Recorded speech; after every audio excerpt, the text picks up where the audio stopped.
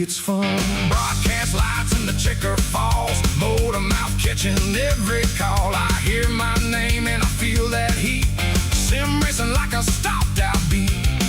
Motor mouth on the air, every corner, everybody there. I'm leaning hard, I'm holding tight. 2 nights a week I'm living right. 2 nights a week I'm rolling, 2 nights a week I'm sold on it. Tuesday trucks, Thursday stock cars, American sim racer, that's where we are. 2 nights a week I'm rolling, yeah. 2 nights a week I'm sold on it, yeah.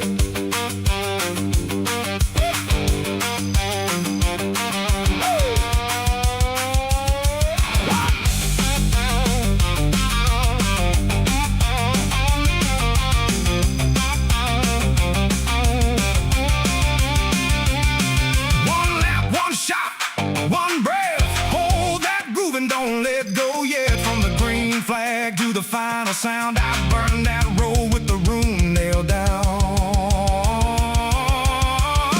2 nights a week I'm rolling, 2 nights a week I'm sold on it. Tuesday trucks, Thursday stock cars, American sim racer, that's where we are. 2 nights a week I'm rolling, yeah. 2 nights a week I'm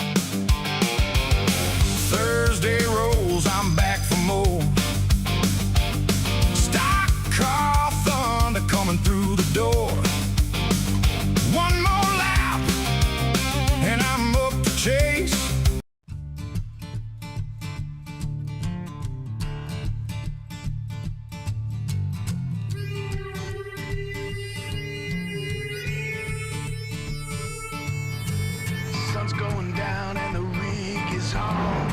iRacing is where I belong. Discord's lit and the drivers are here. At American Sim Racer, there's no room for fear.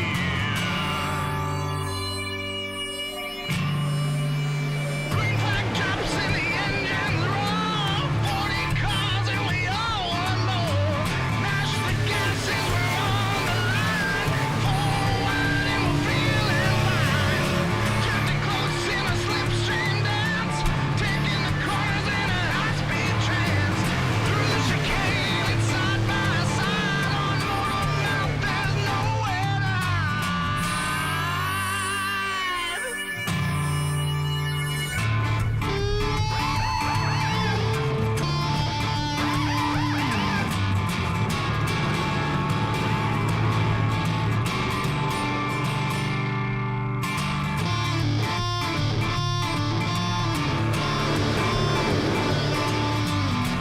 White flag, need a perfect lap. All gas, no brakes to close that gap. Checkered waves in the race is won. Another battle is over and done. Just to the booth, hope they like the show. Victory lane is all I know.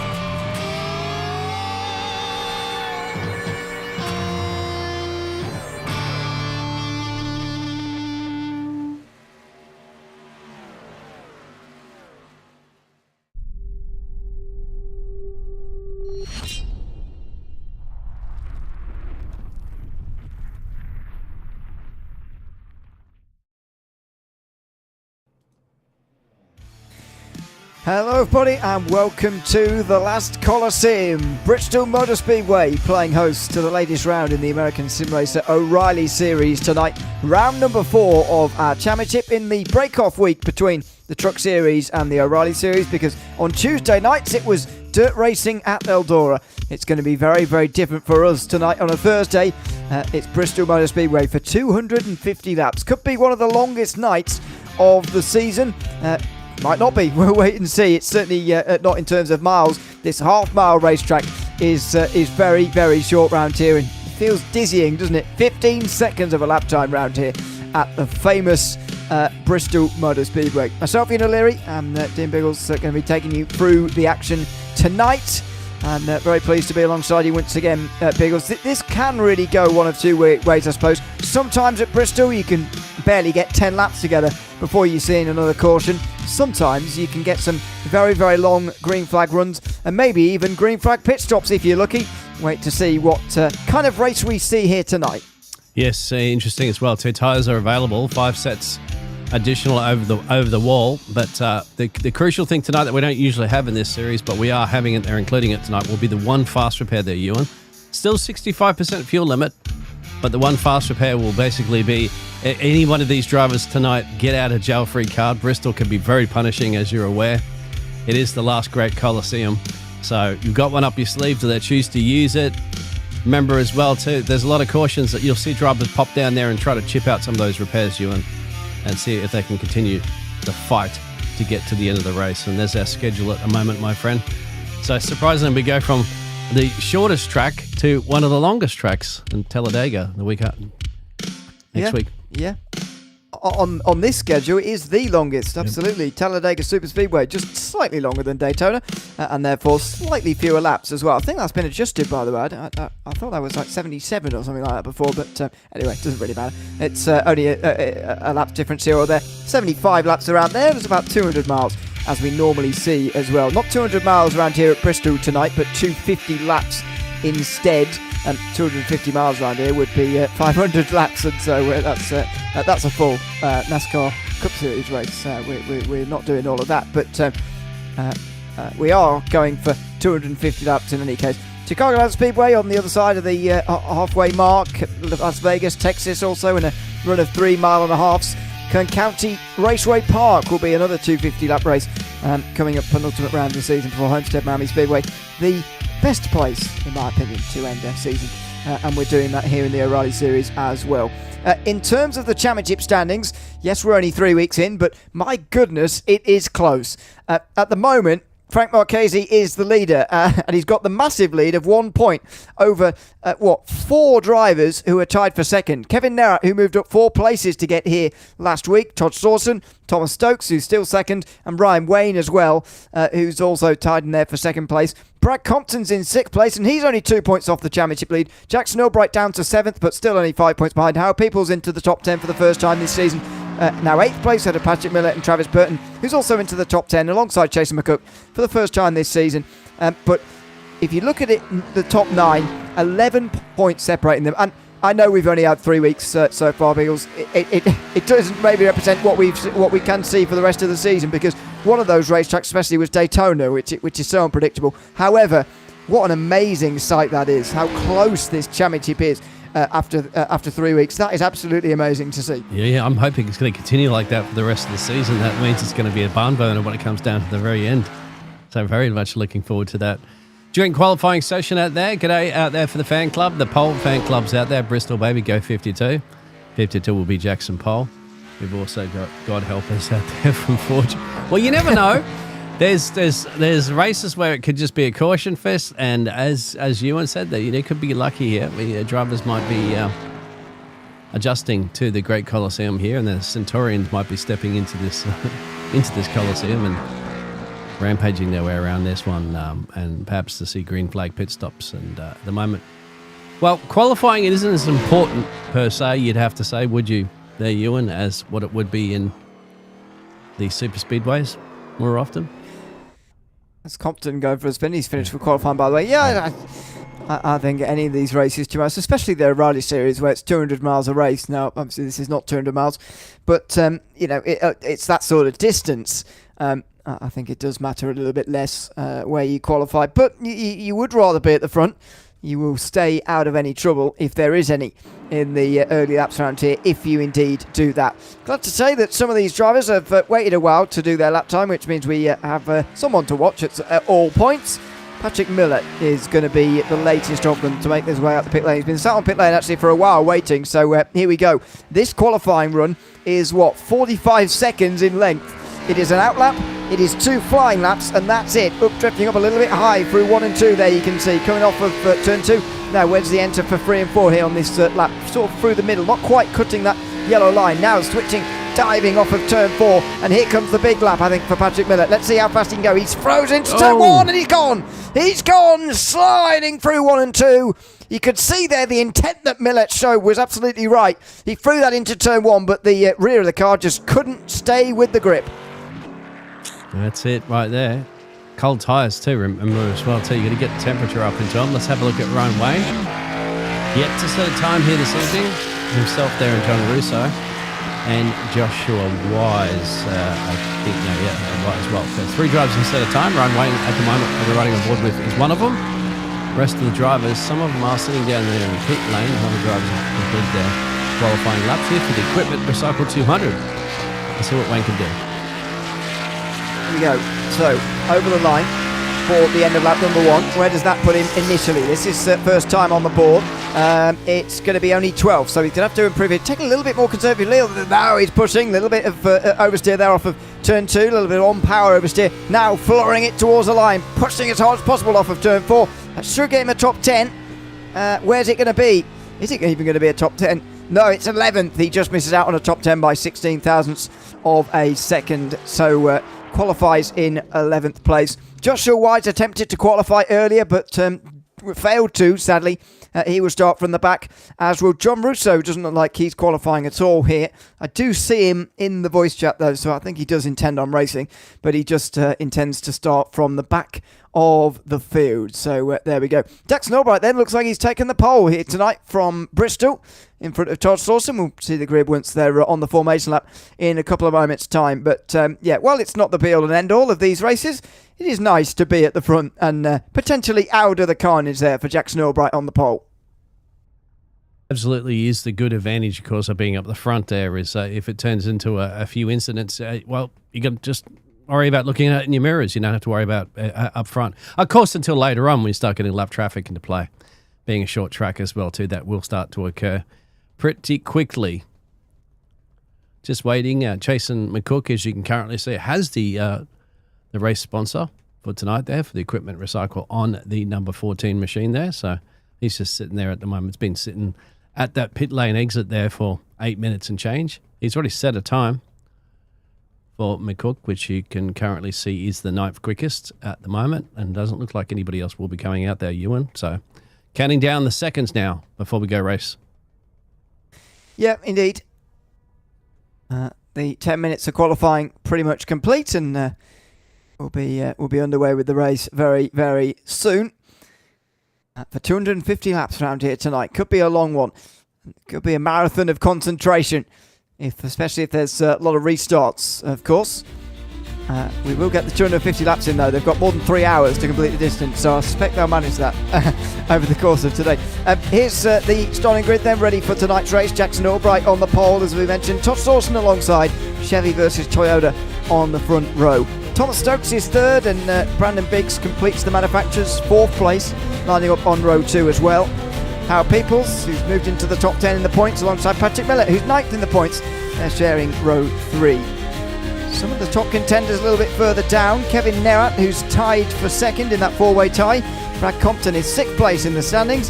He's 8th place in this qualifying session. Rounding up the top 10, Chase McCook and Brett Marchese, the current points leader, by just 1 point.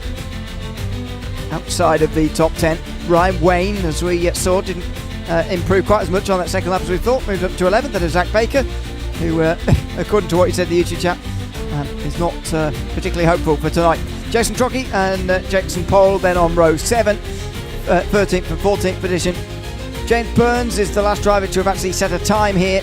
Joshua Wise attempted to but failed, and John Russo is going to be on the grid, but he didn't qualify and will start from the back. A very, very short pace lap here to get us underway for 250 laps behind that pace truck, but yeah, I do wonder what kind of race we're going to see tonight at the Last Great Coliseum here in Bristol.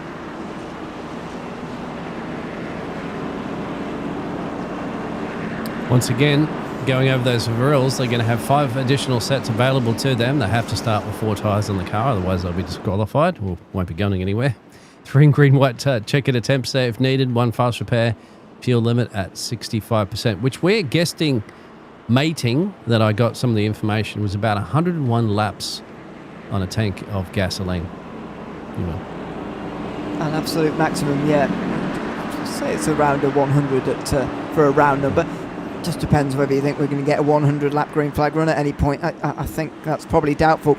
I doubt we'll see any stops for tyres before then, because I think every one of these drivers tonight is going to attempt to make all of their pit stops, and I think there will be 4 of them to use those 5 tyres. I think they will try and space that out evenly over the course of the day, but let's wait and see on that as they get ready to start this race tonight. Jackson Albright now in control of the field as the pace truck pulls down low, waiting for that green flags, and we are underway. Green flag for 250 laps at Bristol. Take it easy, take it easy, take it easy. Got to be cold tyres at the moment. Everybody's just going to get themselves up to full song. You're not going to win the race on lap 1. And everybody taking it more calmly. That's good to see, isn't it? Because you add in the fast repair compared to the 3 weeks, and you would worry a little bit about how they're going to take this race. But glad on the first lap at least they've taken the advice on you can't win this race on lap 1, you can only lose it. And thankfully everybody's gotten through cleanly as we settle in here. Such a short track there, Ewan, that you can actually see it all from the blimp camera, as you can see the field going around. Can't see that very much, and as you can see, everybody's on half the circuit at the moment, but traffic will start to come and play. Not too far, as Howard's putting the inside there. Brandon Briggs looking to make himself a move. Side by side, on the low side, Peoples back to where he qualified there, back to the top 5, just in front of Brandon Biggs, who's going the wrong way. It's Kevin Nerat and Brad Compton right behind him in 7th and 8th, looking to gain places compared to where they qualified as well. There's the 16 of Nerat, just having a little look, and Compton back in behind him. The new livery for Compton, at least compared to last week, as we go on board with the leader. Here's Jackson Albright defending from Thomas Stokes. Fastest lap of the race last time round from Stokes, and he's looking for the lead. Here we go. Those two are starting to push a little bit away though from Slawson in the Doritos machine. Thomas is up one place at the moment. There, Jackson Albright's still the same position he started this race in. There he very much is. There's the entire field. Well, Burns one lap down. Sadly, early on in this race, as you mentioned, it's not going to take long before traffic is a constant. Jason Trocchi, who's the last one on the lead lap, is already more than half a lap down, for example. Side-by-side mean time for Millett, who's now dived by Howard Peoples, who makes up another place now and moves up to 4th. Come Kevin Narat up on the inside there. To the outside is Millett, Patrick, and the number 38. And we have a switcheroo for the lead there, so it looks like Stokes has got past Jackson Albright. Takes the lead. Yeah. Nicely done. But do you want to be going this hard this early? Yeah. I would say with 5 tyre sets, you want to sort of do the first part of the race, sort of splitting this race into quarters. So imagine you're going to have to take these tyres more than 60 laps or so. If it stays green, you might have to take them all the way to lap 100. And do you want to be chewing through these tyres in the first 10 laps like this? If that is a possibility, he seems to have gone out quite hard here, Stokes. I think that wall's going to come out and bite you if you try that, my friend. You can chew through those tyres for sure. James Burns comes in now, so I'm not quite sure if he had some sort of technical issue or whatever, but that's a very early pit stop, my friend. I think that would have to be some sort of failure or fault or something like that he has. There must be some sort of trouble, unfortunately. As he comes down pit lane. So, yeah, on board with Albright. As he applies the pressure to Stokes here, just up in front. You can see the gains that he's making already, so he's starting to respond now. And maybe that's because Slawson's just getting a little bit closer. Really getting a little bit closer for the race lead here at the moment. But as soon as Stokes got through, Albright immediately got back on the attack here. An interesting battle between these front two for the lead right now. I wonder if that's going to bring Slawson into play there. He's just slowly chipping a little bit away. Fastest laps would be set between these two currently at the moment. It is pretty much a closest battle. You've got Kevin Narat and Brad Compton running 6th and 7th that are pretty much side by side, and they are right here now. That's the number 16 and the number 6. Somewhere along the line, you and a car with a number 6 is going to be ahead of the other one. Yeah, Compton passing Nera on that occasion. Yeah, they were in the group which was headed by Peoples and Millett not that long ago, and they seem to be taking things calmly so far, so watch out for them later in the run if this continues on as it is. Fast approaching 20 laps here already tonight at Bristol, almost 10% of the way through without a caution, which would be pretty remarkable compared to some predictions at the start of the day. I figured that Slawson will be catching these two at the front that they're battling now. You can see he's chipped away a little bit per lap on Albright. It will be up to the front of these two, very, very right next to him. I'd imagine a few more laps, and I wouldn't be surprised if you don't see Howard, Peoples and Patrick as well too, closing down on this battle.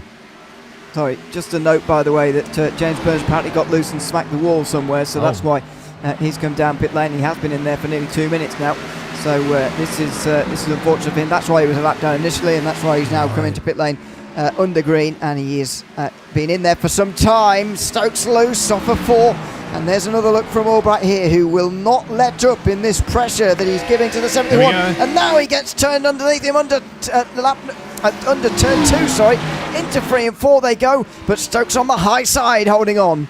This is going to be interesting in those battles too. You want to see which is going to be the best side, the high side or the low side, as you start to chew through those tyres as well. That's going to be the situation these drivers are going to get comfortable with. You can see at the moment Stokes is happy to stay up there on the high side.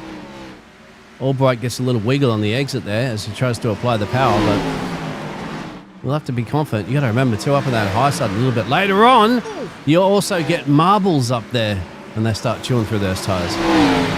That was close.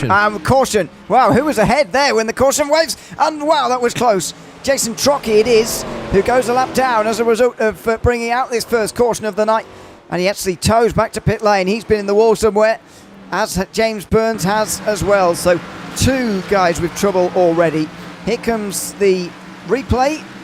Trocchi off of 4, just loose, spins into the inside wall pretty hard, and that's the first caution of the night. Yeah. And this is what happens to Burns earlier as well too, that we didn't catch on live cameras, but This isn't the very start of the race. This is the reason why he's lost on the exit for 4, hasn't he? That's a commonplace that people are going to do around here. And didn't look like a great deal of damage, but Ewan. But obviously something he elected to go down a pit road and say, something's broken. Well, I think you're so on edge here at Bristol that you can lose the rear end so easily. Even if you get that slightest bit of damage there, like what Burns would have had, I think you do kind of have to come in and repair it. So, shame for him. I'm actually very surprised that didn't bring out the caution a few laps earlier. But anyway, James Burns is sadly out of the race. I guess he's decided at this point that he's going to be too many laps down and whatever. So he's given up the ghost, unfortunately. Jason Trocchi is still down pit lane. He's now gone or about to go 2 laps down in this field as a result of these long repairs. Not really sure why he's not using his fast repair, but anyway, he'll be 2 laps down. Russo was at the back of the field anyway, so he decides to come in, but everybody else staying out under this caution, and Russo already taking a set of tyres, yeah, so at least 2. Jacks. That's interesting. But maybe Trocchi is on a meatball flag, so we don't. I mean, that's obviously there's nothing he can do about that. He can't leave until the crew have cleared it. But it's interesting, as you said, not using a fast repair yet. That's maybe saving one for later. Might not be a bad idea. Go a couple laps down now, but and then see if some of these drivers out there do get into some accidents, and then work your way back up through the field. Yeah. Well, let's see here for this restart what happens. I said earlier, the way I would approach this race very much is in terms of tyres. Initially, split this race into quarters or so. So just say 60 laps apiece. Try and do the first 180 laps on just 3 sets of tyres, which leaves you 2 sets for those final 70 laps. And if there's a late caution, you need a set of tyres. You've got them to go to down on pit lane. I think that's very, very important at a place like Bristol. It's not the easiest to overtake, but you might need those tyres. Let's see as the green flag waves again. Stokes is going to bring them to the green flag this time round. As the green flag waves again, we're back underway here at Bristol. We're back at resuming the battle between the 71 and the 88 too.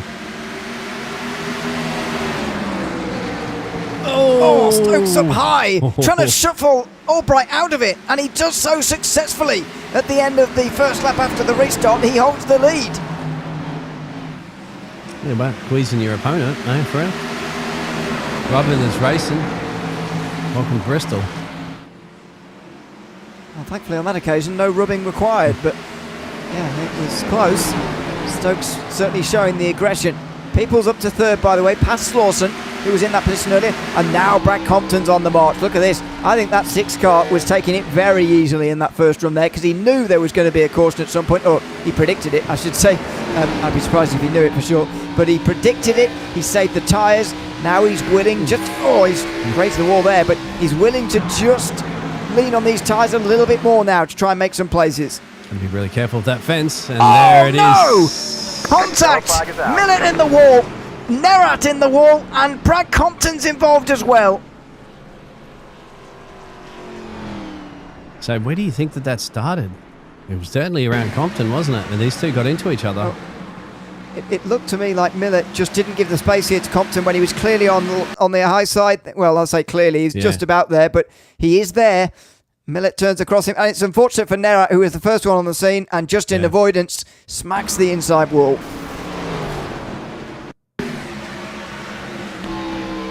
Nerat's going to arrive to the scene of the crime here pretty quickly. Not too much time he's going to have to react to that one. Bang is going to see that, and it's nowhere, absolutely nowhere for Nerat to go in that situation. Couldn't have gone left, couldn't have gone right. It was too close. Yeah, I think he had to tow back to pit lane, actually. He'll be a long way back now as a result of this damage. The other two are carrying on, although we are seeing some pit stops this time around. Peoples and Compton are in the anyway. 38 was definitely not clear, was it? No, the 6. No. Just came up, and that's the situation. We've seen some pit stops now on the live pitches, and it is Howard, Brad Compton there, Patrick, Frankie, and Kevin. Well, Patrick's on a meatball, believe it or not. He's going to have to fast repair, isn't he? Yeah, I know it was early in the race, but he's going to have to. I don't know why they're using both pit lanes, because the single pit lane is in use.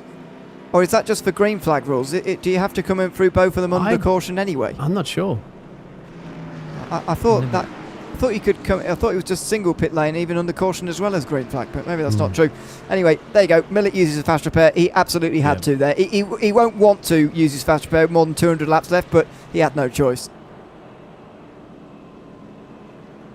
I don't know, by the way, Biggles, if you noticed. Do you know the logo that Millett has got on his car? I think it's a livery change for him this week.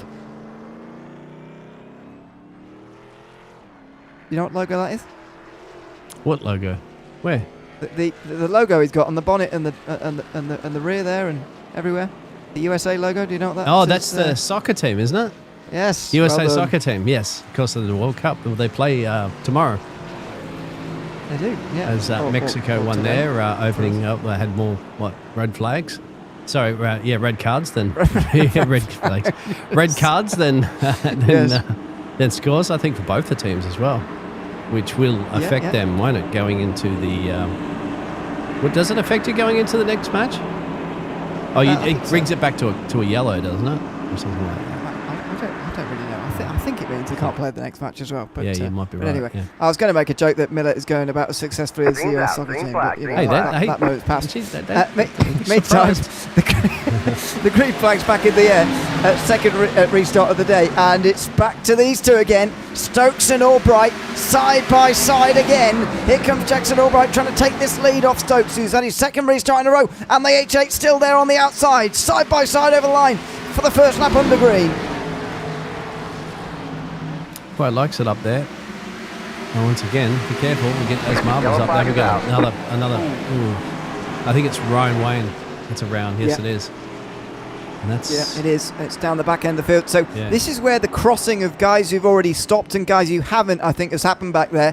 Because let's see what happens first before I carry on with that. But this is sort of towards the upper end of that happening. But there'll be guys coming through here who've stopped already, and the guys who haven't. That in the end could have happened at any time, I suppose. Wayne spinning and a bit of contact, and that's Peoples, and I don't know who the yellow car is, but they got away with that one mostly. Yeah, I think they were very lucky on that one. Ryan Wayne unfortunately isn't, but just getting up under that high side there with the marbles close to that fence there and the exit, they put too much power down, unfortunately, and the rear end just goes whoopsie. You want to go around, and that's the situation. Here's our pit stops information that we had previously, so we'll have to keep an eye on that. But as you can see, top six is yet to come down, but Howard did, only for fuel and tyres there for Patrick. Jackson Pole hasn't been down there, and you can see the other drivers had been down there as well too. We're assuming repairs as well too, because anything could go over. Trocky's back out after repairs, and he's now 4 laps down, so he's won that free pass competition, and that might well help him in the coming laps, because Nerat is still 5 laps down. It might stay that many laps down for some time. Ryan Wayne is in pit lane to do those little bits of damage repair there, so yeah, there you go. That's all that's going to happen under this caution, I think, and we'll go back green again with just over 200 laps to go for the third restart of the night. But yeah, indeed, Patrick Millett with a new livery tonight, celebrating the World Cup that's just started. As you say, USA playing tomorrow against Paraguay. How do you think Australia are going to do? Well, maybe okay. Well, I'm a little annoyed at the Australian team because we got this Italian guy who's an Australian national, but he's from Italian heritage. He's a very good player. Plays in the European leagues. He couldn't because Italy didn't make the World Cup, right? Because usually he plays for Italy as a dual nationality. Usually he plays for Italy, but because Italy didn't make the World Cup, he puts his hand up and said, "I want to play for Australia now." I was like, "Well, hang on, you're going to make up your mind, man. You're an Italian or Australian." If both teams were to make the World Cup, he would have played for Italy. So he's got a backup plan to go for Australia. I don't think that's right either. Yeah. So, but I don't know. I honestly don't know. I mean, maybe we can make it to the round of 32?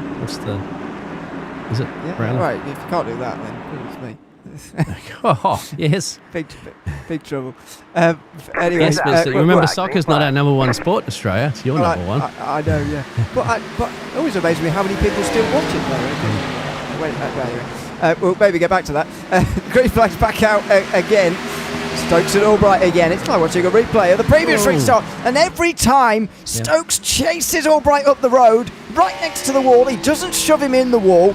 He's not that aggressive, but he does just ease the car up the racetrack a little bit to put Albright back behind him again. It's pretty smart from Stokes. Maybe a bit overly aggressive at this stage in the race, but it's smart driving, and it's keeping him the lead right now.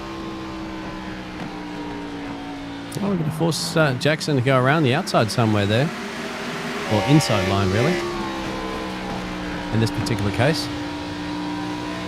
Yeah, I think Stokes is pretty desperate to lead right now, and upon seeing that, Albright is going to say, well, fine, I'm not that desperate to lead right now. You carry on if you're going to fight me that hard for it.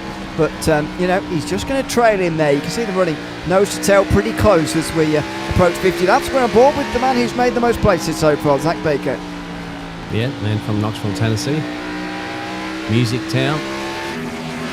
Doing a solid job at the moment from Zach Baker. Let's see if he can take care of his tyres. He's one of those drivers, and he's the last one of those drivers that have yet to make a pit stop as well, too. Brandon Briggs is P7. P7 hasn't made a pit stop. Everybody else has been down there at least once. I'm presuming, by the way, that's the same Knoxville of dirt racing heritage and stuff. Is that It would right? be. Is that in Tennessee? I'd say. Yeah, I'd say so. I'm not American.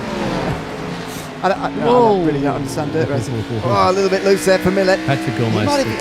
Based on the pit stop times we've seen so far, Millett might have taken an early set of tyres here, so might just have sort of 35 lap fresher tyres than some of those, or all of those, in front of him. Not making that big of a difference at the moment, and I think, to be honest, it's a bit of an early call, but you can see that he does have a little bit of extra grip over those in front of him.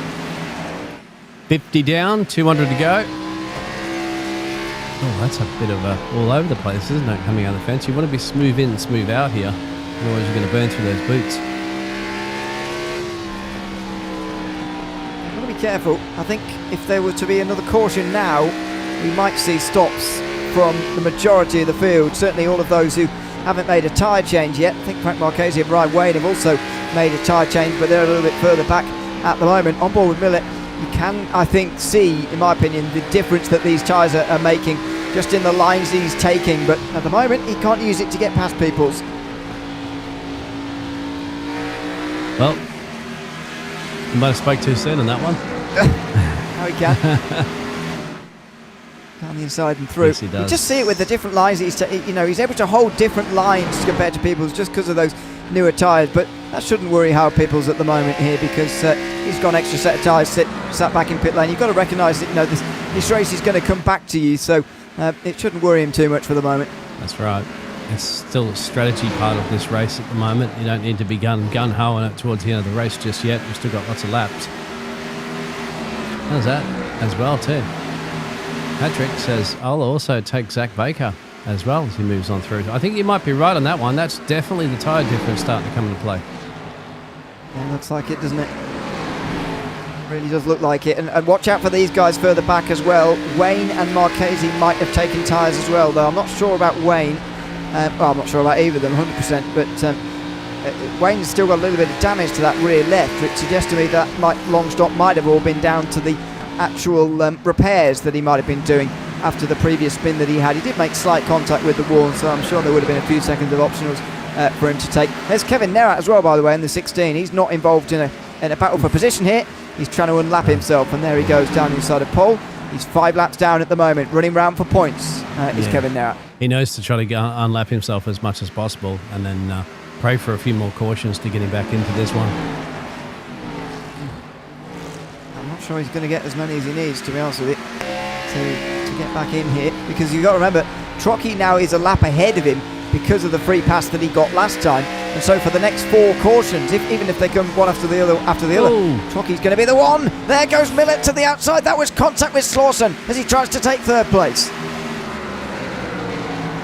Millett's really using the advantage of those newer boots, but once again, as you mentioned, because you use those tyres, it will allow the other drivers that have kept them in reserve to have to reach into their bank of boots.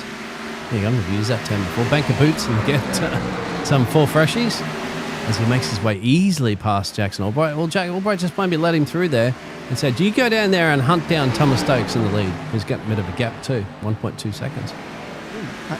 And maybe Stokes wasn't going out too hard earlier. Maybe he just is quick on a medium to long run like this. I worried in the first 10 laps that he was going a bit too hard, a bit too early, but no, maybe not.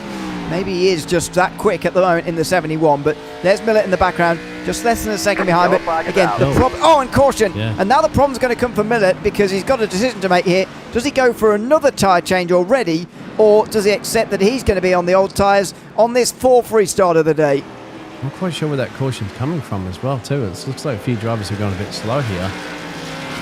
Not sure if you Has to be some of these. might have caught it. I don't know if it was around Jackson Pole, Joshua Wise. I do apologise because this might be nothing's it. come up with our. Hold on. There's a car on the fence there. Ooh, oh no, it's already up there. That's Might have been Jackson Pole actually. But yeah, nobody seems No. to be spun around or anything. I can't understand Could it be where Kevin? this caution actually come from. could have been Kevin. Kevin was going quite slow there. Yeah. Now. Is there a spin here for... Yeah, 24. there we go. Bang. Oh, Marchese goes around and Yeah. Nerat hits him pretty hard. Meanwhile, we do have pit stops as you'd expect it for some of these drivers that have yet to come in. Ryan Wayne stays out as they go through the first pit lane entrance, and then they'll go all the way around, and then they'll go into the second pit stop stalls, which is actually where the majority of the drivers will be. Sorry, Millett comes in as well. So does he take fuel here or does he go for another set of tyres?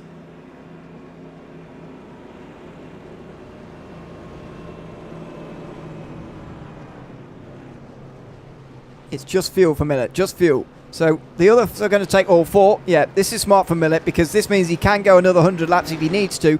He's not going to be caught out by another caution. However, he is also not going to waste another set of tyres, and that's absolutely right, although he's going to be vulnerable on this restart. McCook comes out, but he's got a black flag. Uh-oh, he'd been speeding in the pit lane entrance there. He's going to have to serve that again, so McCook's going to lose that potential P3 position at the moment. You're right. We'll have a look at that. So Millett did only take the fuel, so that's the reason why he managed to jump out ahead of everybody else. Ryan Wade stayed out during that pit stop cycle. So we'll pull up the pit stop statistics information and show you basically the situation of why Millett was only fuel only. There's the other drivers that put some boots on. Go down to McCook that only took fuel, but he's going to have to come back down again and serve a drive-through penalty. A few of the other drivers chipped out some repairs. Yeah. Sorry, by the way, Kevin Nerat has also had to stay in pit lane for even longer here for even more repairs. So he's in 15th place. He's not going to get overtaken because the two behind him have retired. However, look at that. He is still a very, very, very long way back at the moment. Jason Trocchi now 3 laps down.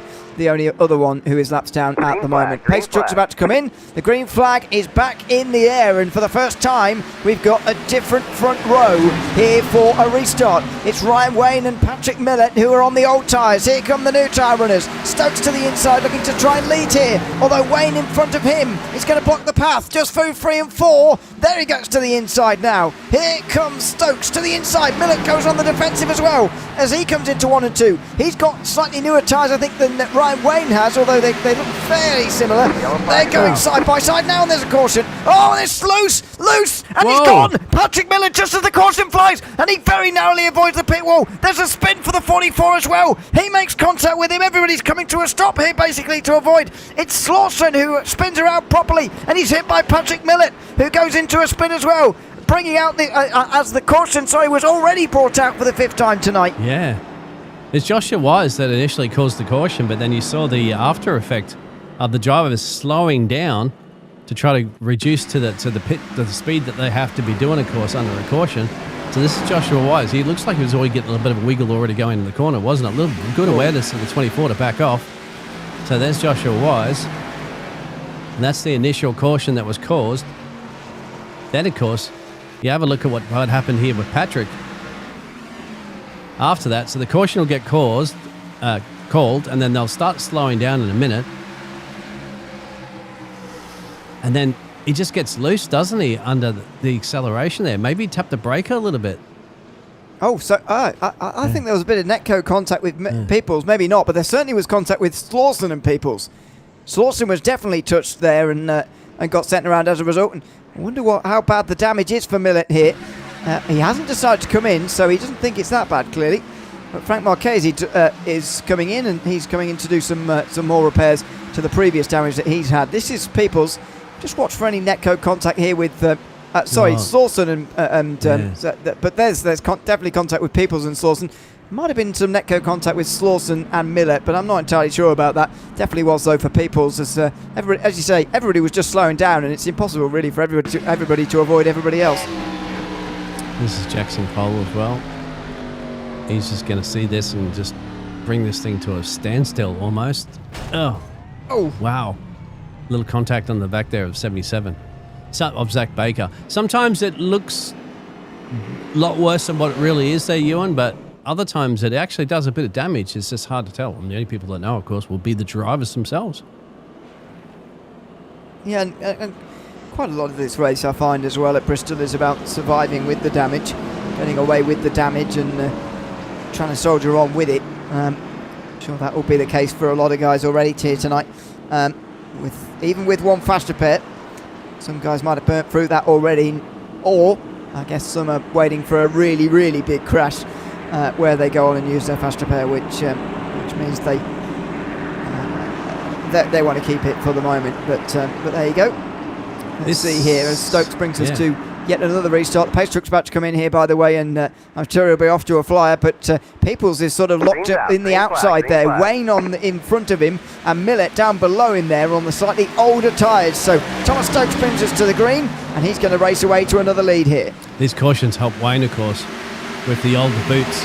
Just managed to keep the position up the front, without getting swallowed completely by other drivers with fresher tyres. He'd be happy for a few more cautions. That way, he's got himself track position. He'll have some fresh boots waiting for him down in there in the pit lane, as long as some of these other drivers have just used some of their boots. So he's on a different tyre strategy to the rest of the field. So again, he's happy just to have a couple more cautions to stay in. There's a spinner on the turn 4, and that's Briggs. Yellow flag is and that will cause a caution. Yep. The exit of turn 4 damage. is always tricky. Yeah, he got help there, did Brandon Biggs, and he goes around into the wall. Needs to get going pretty quickly. He can go a lap down under caution very, very quickly if you're not too careful. He's got that wrong himself, and Slawson delivers the hammer blow, but he was going to go around anyway. So Biggs into the wall, but you're absolutely right on the point about Brian Wayne there. He'll be looking to sort of equalise his strategy really with the others here. So everybody else, as I said earlier, you sort of want to split this first part of the race into sort of quarters. So I'd say aim for lap 120, 125 for this second pit stop of the day for these leaders.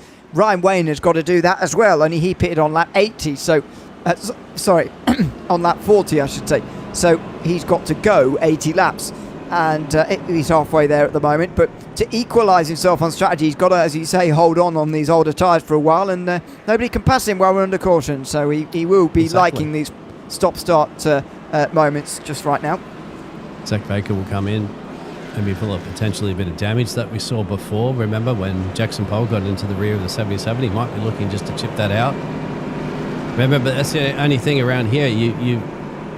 There's more chances of cautions, but your caution time is very, very small window. So you basically got to stop in your box for only if you're going to do some repairs for 10 seconds, and then you got to get back out so you don't force yourself to be a lap down. Yeah, exactly. It's not like Daytona or what we're going to see at Talladega next week, where we're going to see guys in there for ages trying to keep their trying to sort of do repairs and keep their lap, keep their lead lap. Seconds. But yeah, look at that. Barely any time to actually do the repairs there. Yeah. Or it could have just been a little bit of fuel. Could have been just they'll take fuel anyway when they take repairs, and Kevin Nerat goes back down again too. I think he's still trying to do some repairs there on that number 16. For sure. Thomas Stokes is blinking a little bit, so thankfully his connection will come back in there. Pace truck lights are still on as we are progressing down to about 172 laps remaining here tonight for the equipment recycled 250 actually, isn't it? Yeah, 250 laps around here tonight. We're about half an hour into tonight's race, and not quite yet a third of the way through, so it just shows you the intensity of a marathon of concentration, the intensity of concentration that we're going to see here tonight, here at the Last Great Coliseum. It's always a great place to come here, Bristol. It's one of two short tracks on the schedule. if you don't count Nashville as a short track, sort of in the middle. But anyway, Kern County Raceway Park is the penultimate round of this season. That's in 5 weeks' time. 250 laps as well. Tonight, though, it's Bristol, and Thomas Stokes is again going to bring them to the green flag. He's done this quite often recently. Green flag back in the air at Bristol at the end of lap number 80. Tommy's gone, as to be expected. Usually the race leader will have such a great advantage. Ryan Wayne actually got a good launch as well, too. But you wait for this pack to start swallowing him up soon. Let's get Evie praying for another caution. Continue those laps out there. Save. Oh, Peoples. Wow. Jeez. Loose there, and here comes Jackson Albright now. Excuse me. Yeah, I got that right. Sorry, Ryan Wayne's got a bad exit there. He's really struggling now. Yeah, he's in trouble. Slawson goes down the inside. Here comes Miller. Here comes Peoples as well down the inside, and he's saved again by the caution. Oh, we got the 24 on the 77. So Frank Marchese and Zach Baker have come together on the backstretch. Well, they're good friends, those two. I hope they haven't crashed into each other. I think they have. Might fray their friendship a little bit. Let's see here. What's happened? Marchese seems to have gone first. There it is, yeah. Oh, and Baker's spun trying to avoid him. See, that's how good friends they are. Baker crashed himself there to avoid Frank Marchese. There's your track blocker right there. If you did that in front of the field, wouldn't it? Look at that. You've only got a little small margin of going left or right to avoid that. Yeah, here's a sympathy. What do you call it? The sympathy spin there from Zach Baker. Says, okay, oh, you're going around. All right, let me lock it up and have a little spin with you. But avoided each other, thankfully. And now it just got a little touch there as well as though coming past, but it wasn't too much. Good, they both Ryan held the Wayne and brakes Patrick too. Miller are both in under this pit stop, under this caution, by the way. I'd hope for just fuel. I mean, they can't be going to their third set of tyres within 100 laps. Well, Ron Ryan's been down a pit road once. Patrick's been down twice, but not necessarily taking tyres each time. Definitely taking fuel, of course, between the two drivers. Yeah. Yeah, I mean, Millet's been in more recently, so I'm surprised he's in. I'm not surprised Ryan Wayne's in, because there's a big danger here. What you want is sort of as long of a green flag run as possible to force you into a green flag stop here. For Ryan Wayne, we would only have to have a force... what would it have to be? Yeah, maybe 40 to 60 laps, something like that, for it of a green flag run, which is not inconceivable for him to need a green flag stop before everybody else, and that's not a good place to be. Patrick Millett, a little bit less, so I'm unsure as to why he's in, but they seem to be repairing damage. That's repairs, yeah. Nobody's up on the jacks, and you don't take you that long to put fuel in the car, not a 65% fuel capacity, so, yep, that's exactly right. Brendan Briggs as well, too.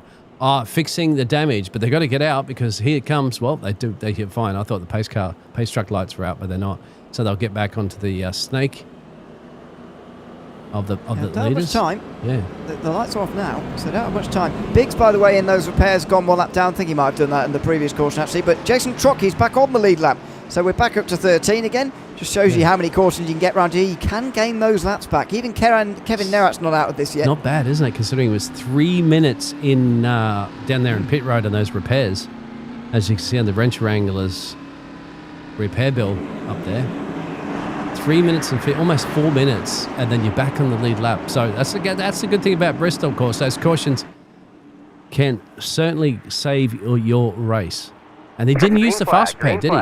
We don't, I think, Ewan. So he's got one up his sleeve. That's why I said sometimes at the start of the race, don't use your fast repair. Save it for later on. Exactly. You've got it. Oh, that's a big move from Slawson. Cuts across the front of Peoples there, and he took a big risk. As the guys at the front have got this evened out at the moment, you have to go a long way back until you see some sort of difference in terms of tyres. It's a straight fight here. So Thomas Stokes leads, although it's a straight fight behind. Jackson Albright up to second. Here's Compton and Slawson side by side as well for third place. All these drivers are pretty much even Stevens when it comes to tyres as well too. They all pitted on lap 65, so there's no difference between these drivers in tyre advantage there. It's just pure driver versus machine versus Coliseum. 90 laps complete at the end of this one. There it is. 90 complete here at Bristol here tonight. We're over the 1/3 mark in the equipment recycle 250 tonight from Bristol. Fast approaching 100 laps as well. A few cautions coming in the middle part of the race here. We got off to actually quite a good start in terms of green flag runs. They're quite lengthy, but yeah, it has been a little bit more frequent in the last few moments. Yep, 28 laps of this race, but that's not too bad considering Bristol. I think Bristol set the records in a lot of leagues I've done for the most amount of cautions, and that's driver skill from all over the planet and different levels, so it's just the nature of Bristol. We were saying it earlier in the green room, wasn't it? Thankfully, we've only 17 odd so cars in there. It makes it a lot easier than having 40 cars in Bristol. The chances of cautions are going to drastically tenfold increase. I mean, if you look at we've got 13 on the lead lap at the moment. Chase McCook's already 10 seconds off. He's in 13th off the leader, so obviously that wouldn't quite be, that doesn't quite scale to 40 cars. That just times up by 3. But you reach that stage where it's constant traffic, where there's somebody always on the coming past you on the racetrack.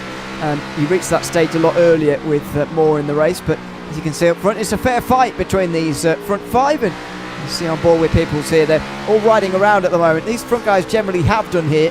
They've kept it clean in the fighting. It has been in the midfield and towards the back where we've seen the drama so far.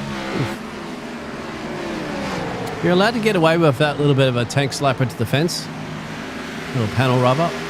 That's okay, but as long as it's generally square on the parallel to the side of the car, you just don't want the front end nose to be smacking it too much. They can actually start bending your steering alignment there a little bit. Sometimes you see drivers, don't you, in Bristol, basically with that steering angle completely have to change the direction of it, isn't it? Because they've hit the wall so many times that they knock their steering alignment out.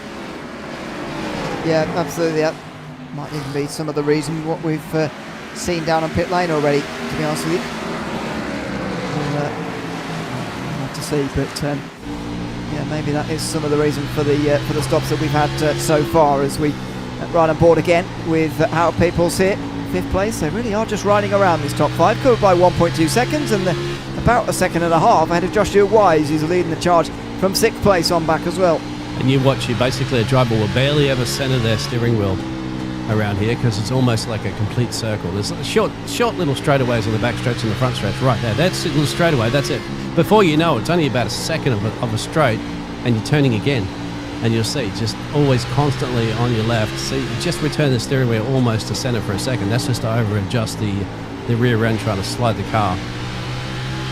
Oh, yeah. Again. Contact again. Compton this time might be punished for it. Todd Slauson down the inside in the 44. And we've got side by side for 3rd place. It's been a nice green flag run here. It's been calm for the front 5, but now we see side by side. Slauson loose on the low side as he tries to take 3rd. Slauson hits the fence again as well, as you saw, but thankfully not scrubbing off too much speed. Howard's got to sit here and just be ready to make a reaction here if something happens. He's right on the back there of Slauson. Compton just manages to sneak in ahead there. Compton's happy with the high side. These guys are happy with just sitting down there on the inside apron there at the moment between Howard and Todd Slauson. See how bumpy it is going in the corner. That's what catches them off, isn't it? Certainly coming around here out of the exit of turn 4, and you get your bumps right around there. A lot of people, we've seen a few drivers there lose that there tonight there, you. Turn 3. Yeah, we have. So Compton past Slauson and getting away again slightly as this green flag run continues.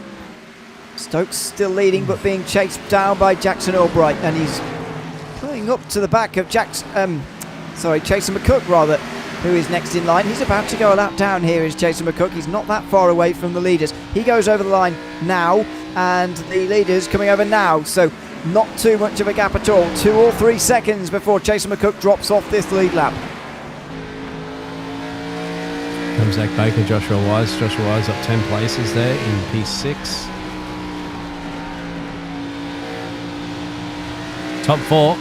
All under a second. Good exit out of the corner there. Wow, that's slicing with the fence there, Zach Baker, putting the power there, just allowing himself enough, probably about half an inch, my friend, to get that overtake done on Joshua Wise and the number 77 bronze machine up in a P6, my friend. Yeah, he nearly ran over Wise really hard there, but we got away with it. Wayne just getting past Jackson Pole as well, further back. In the meantime, is Thomas Stokes still leading. Approaching 100 laps led here, by the way. That doesn't feel right, does it? But it is. Brian Wayne has led under a caution after staying out earlier. He's got himself his bonus point, which could be important in this season when you've got a top 6 covered by less than 2 points exactly. The top 6 covered by, so it could be important. Brian Wayne takes that bonus point. Jackson Albright's already got that one as well, although he's now side by side with Compton, who's racing round the high side now, trying to take second away. I was about to say that, and you read my mind on that one. Bonus points, of course, for leading a lap. That's considering the championship's so close together. I think any of these drivers at the moment, I would just stay out if there's a caution that comes up there and everybody comes in the pit lane, just so you can lead a lap, Ewan, because that's 1 point. Even if you will drop you get swallowed up by some of the cars there with the fresher boots, you'll still get a point. Yeah, I agree. I think it might well be worth it to stay. I mean, depends really how much damage it's going to do to you really late on, but since we're still in the first half of the race, don't see why not.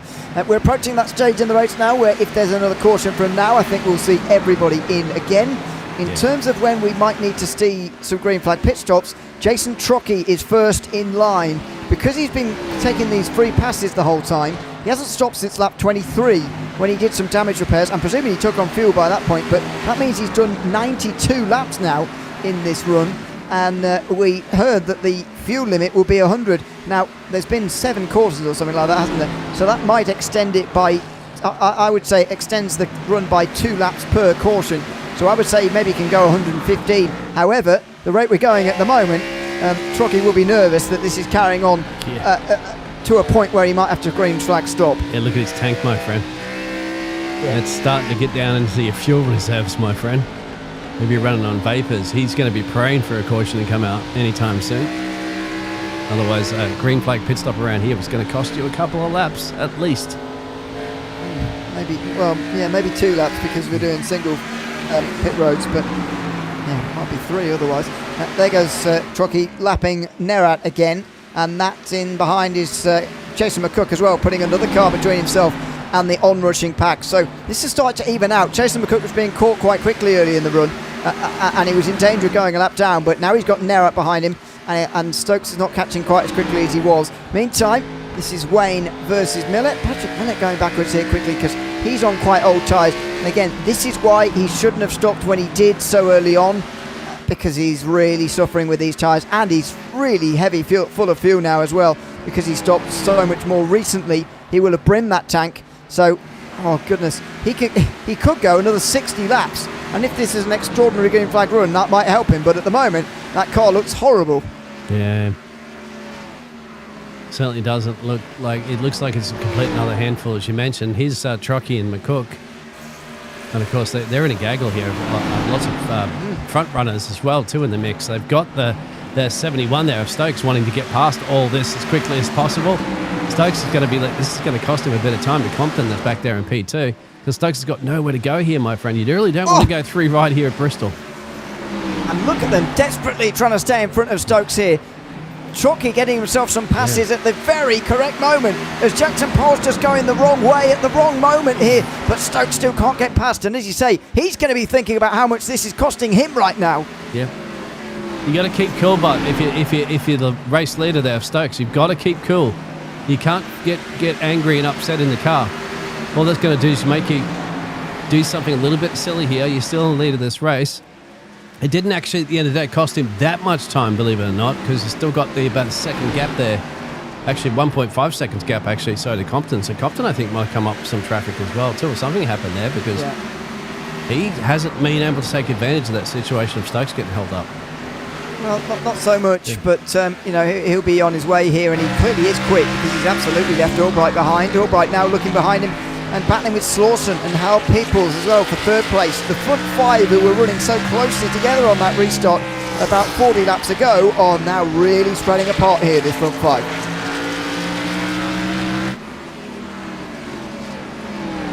Good green flag racing, touch wood segment that we're having. We just basically zipped away since lap 100, my friend. We've just ticked off about 28 laps of Good hard green flag racing. Could be even longer than that, isn't Yeah. it? Gone green just before lap 90, actually.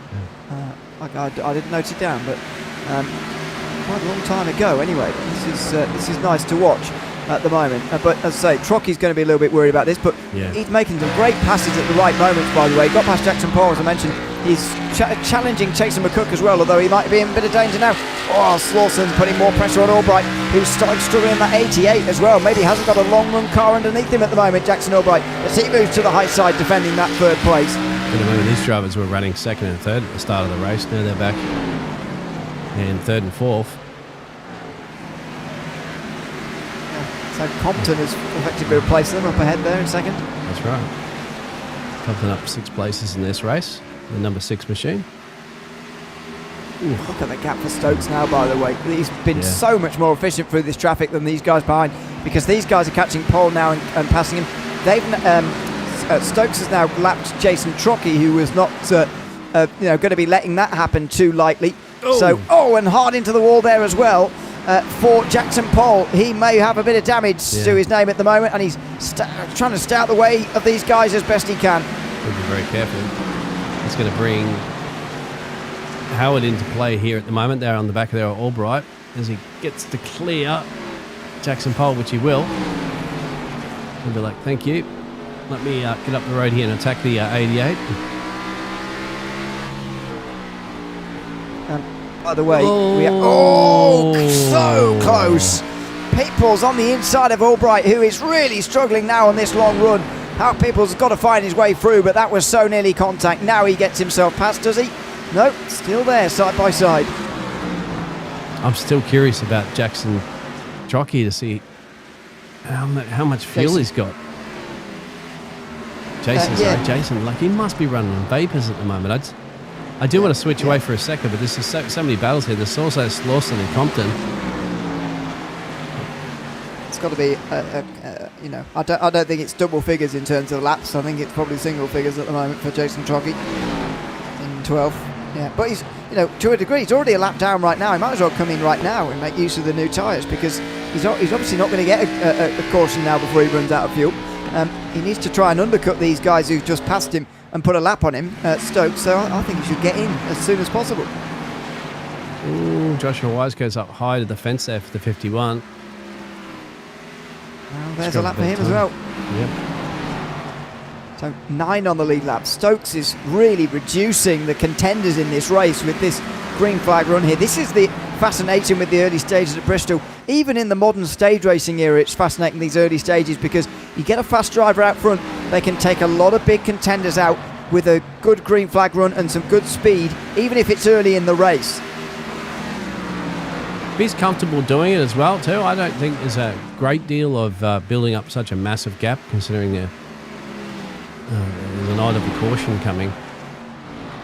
Especially the odds of cautions will start to increase as these drivers start to wear these boots out as well too, as you know. You're going to find less and less and less traction out there, and that wall's going to come closer and closer. Trockey's in, so there it is finally. That was 118 laps, that run there for him. So we guesstimated about 101, and he did 118. A lot on caution. Yeah, exactly. Yeah. I added 15 for the caution, so I think that's... And, no! Would you look at that? That's terrible timing for Jason Trockey. Yeah. If that had come 1 minute earlier, he would have been saved. But Biggs goes around, and we're under caution for the 8th time. You're going to see everybody come in for sure right now. But, yeah, of course, Trockey, however, this is going to be out of the exit of... Oh, wow. Oh, it's with Jackson Paul. Yeah. Wow. So that brings out our 8th caution of the night. As you say, pitch. Oh, wow. Stokes stays out. What is he thinking? Yeah, Thomas Stokes stays out. And I've no idea what he's thinking here under caution. Has he missed it? So does Howard Peoples. There must be something else at play here, because Peoples stays out, as does Marchese. In fact, so far, only Slawson and Compton have come in at all. That is strange. They're going to take tyres. Oh, now he comes in. Oh, now they're in. They come so in who's made the error? Who's made the error here? I don't quite understand what's going on here, to be honest with you. Now, I think let's just hold on. Yeah, so I think Slawson and Compton just came in and did the single pit road thing that I was talking about earlier on. Right. Those guys have driven through both pit lanes, I think, as you're meant to. Or maybe you're not meant to, I don't really know. But Slauson and Compton are going to be 1 and 2 here, at least for the moment. I think you're right. So how does that advantage pay off for them there? Yeah. So if it's legal, why isn't everybody doing it? Exactly. Because the other 8 on the lead lap have not thought to do it. No, they went around to the other pit lane entrance, didn't they? And it cost them a lot more time. Yeah, so what is that all about? Surely they are on the same pit stalls, right? They're on the two. They should all be on the front stretch, yeah. On the front stretch, there's only 17 of them. That's right. So, not quite sure on that one. That is baffling. Very, very confusing. And also, Joshua Wise stayed out there. He would have got the wave around because he was back on the lead lap again. He's decided to come in and decided he wants to stay 1 lap down by pitting in. So, anyway, not sure what that's all about. Into the late part of that last green flag run, by the way, Kevin Nerat said that was enough. He went 7 laps down as he was lapped there by Stokes. And so he got to... now they're resorting themselves here. Compton's going to the back, but Slauson not yet. I really don't understand what's going on at the moment. But yeah, Kevin Nerat says that's enough. So he's going to drop massively from second place in the championship tonight in that 4-way tie. He is going to miss out massively here with that one. So everybody there pretty much coming in lap 143, 144, but it means they've got 3 sets of tyres for the last 110 laps. Slauson's slowing down off now. Yeah, they've addressed having that to maybe. go to the... Oh, no. He's serving an end of line quite late on. So what Compton and Slauson did clearly was not legal, and they've had to drop back to the end of the line. But Pitbulls is going to challenge Stokes here on this restart. This is the hardest that Stokes has been challenged so far. And he's loose, and he makes contact with Pitbulls. The top 2 in the wall, hard through 3 and 4. And it's big contact for Pitbulls. He's hit by Jackson Pole in the background. That's Slauson involved as well. Biggs into a spin. The 38 has gone off as well. It's a big accident here. 9th caution of the night. Well, they had some fantastic racing that they've been doing, and haven't they, all night? And that's it. That's just like a fence there. Almost come back into him, but it's the 71 that went loose. Yeah. And tagged Howard. 71 will get clear, so Thomas will continue on that situation, but then a few drivers are going to come around there. You can see the 23 trying to avoid it. Goes up into the 52, straight in the 44, 38 down on the inside there as well. Some big names in this race. Not sure how much damage they got. Goodness me. It's, as you say, it is Stokes getting loose on that low side. He's not used to being pinned so low there by anybody. He's been raced harder by Peoples here than he has been by anybody else at any other point. He just got loose. He snapped. Nice and Peoples couldn't do anything. Yep.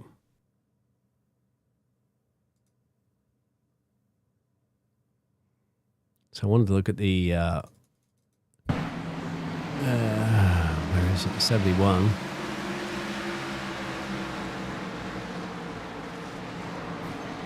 Wow. Stokes and Peoples, by the way, in pit lane here, as is Patrick Miller from the lead lap under this caution. You have a look. He's going to get loose here. Bang. Snaps to try to overcorrect it. Bang. And that has a rebound effect that puts these drivers in the pit road, including Stokes, Howard. They come down.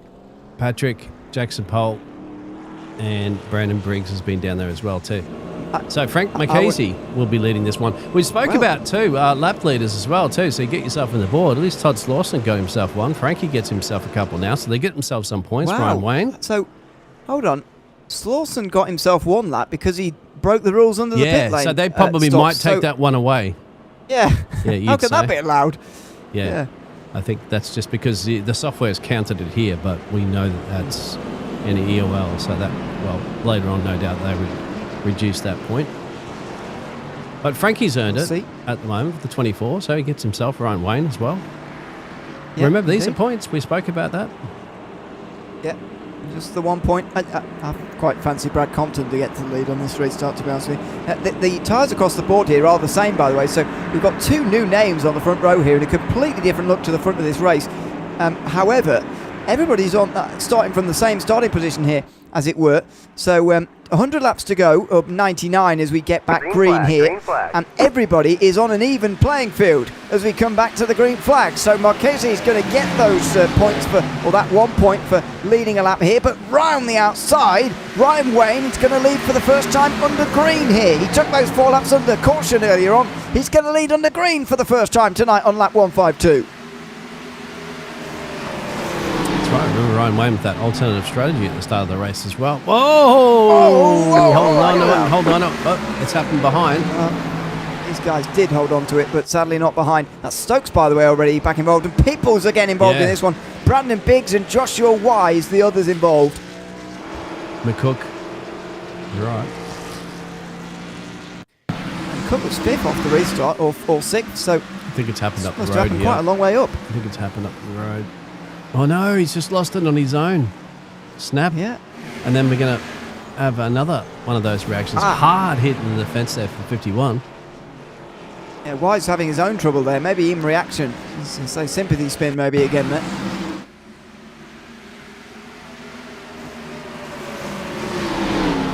There was side by side and stuff going on. Just watch out for the yellow here of Wise, what he does. Yeah, just trying to avoid Peoples, isn't he? Yeah. And he's just clipped that pit wall there really, really hard. Yeah, that's actually going to... That's either a fast repair or a bit of a damage build there. You can see these wires. So he's going to see that car go loose, and then he's going to try to avoid it, and then hard lick into the safety water barrels. So Brandon Biggs as well too was involved that one, chasing McCook on top of it. So they're all down a pit road at the moment. So Patrick, Chasen, Howard, Joshua Wise and Jackson Pole on repairs. Either repairs or just topping off on fuel, just as you might as well. If you're at the back end of the lead lap, you might as well come into pit lane and do that. Everybody who matters at the front of the field here should still have 2 sets of tyres down on pit lane, by the way, here. So I would expect to see the next set maybe taken in another 25 laps or so if there's another caution at that point. Anyway, we don't know when that next one's going to be, of course. It feels to me with less than 100 laps to go now, it might be quite stop-start from now until the finish. But let's wait and see tonight. I've got to say, this is the 10th caution of the race, but it doesn't really feel like it. It has had its long runs here tonight, which has made this race still tick along. And it has still been very entertaining in this in the last hour. You can go to the end on a tank of gas. It's been proven that they can do over 100 laps. It's because they're running a couple of laps of caution as well too. That's not going to be a problem. But do you want to? Because that's one thing, of course, to have enough fuel to go to the end, but do you have the tyres? Yeah, you want to make absolutely sure that you've got enough fuel. I think, as you say, with that last stop, as long as everybody bring the tank there, nobody should need to take on any more fuel from now. Try and keep those cars as light as possible from now until the finish of this race in less than 100 laps time. Green flag back in the air. Long line of drivers this time on this restart because of the end of lines. And also Joshua Wise and Jackson Pole still being down on pit lane repairing. Ryan Wayne leads and gets off to a nice lead here on this restart. Oh, there's a spin. Oh, Marchese! Yeah. Turned by Albright, and we're under caution. Saw that one.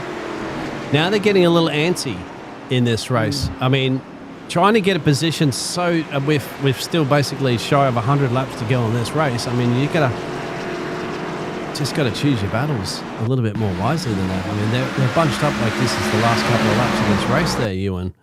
And I think you can see an opportunity. The 88 thought of an opportunity there, but no, should have probably just left it off there because there was really nothing in it, wasn't it, in terms of 24. Shouldn't be forcing that 3 wide, I don't think, through 3 and 4 like that. Not yet. From Albright. Yeah. Do that with 20 laps to go. Yeah, right. Sure. I'd say that's okay, but not with bloody 90 laps to go, mate. I think even with 20 laps to go, it's probably not going to work. But I suppose it's more reasonable to try. But that's part of the race. So Marchese comes in anyway with that spin. Might even go on the aggressive and go for a set of tyres. So just watch these guys down pit lane here. Who is it? Peoples, Marchese, Millett. all in pit lane. Just keep an eye on this, see if they take 4 tyres earlier than the others. As I say, everybody at this stage has 2 sets remaining. Are we going to see any tyre changes?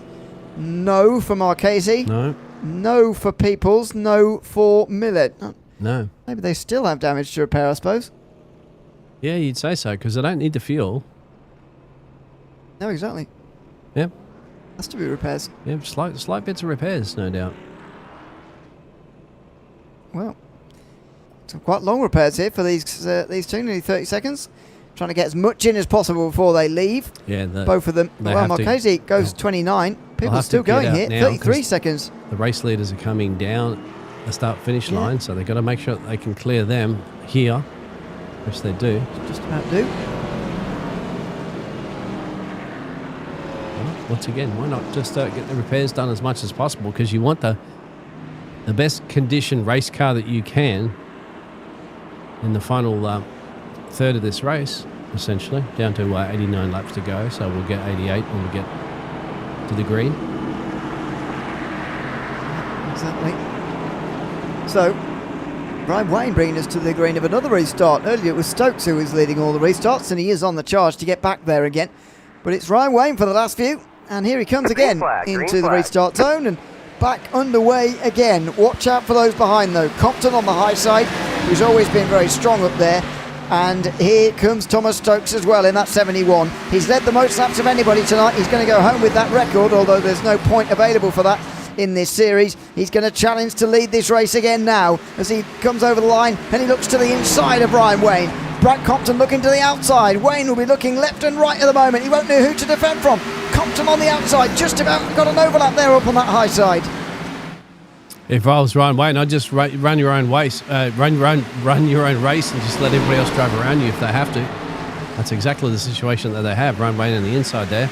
Thomas Stokes goes around the outside. Brad Compton does. So Ryan Wayne will slot into that P3 position and just enjoy this battle up front there. Yeah. And by the way, that's another lap leader, isn't it? Brad Compton leading laps now with less than 90 to go. He's got himself here at the right moment. He's leading laps for the first time.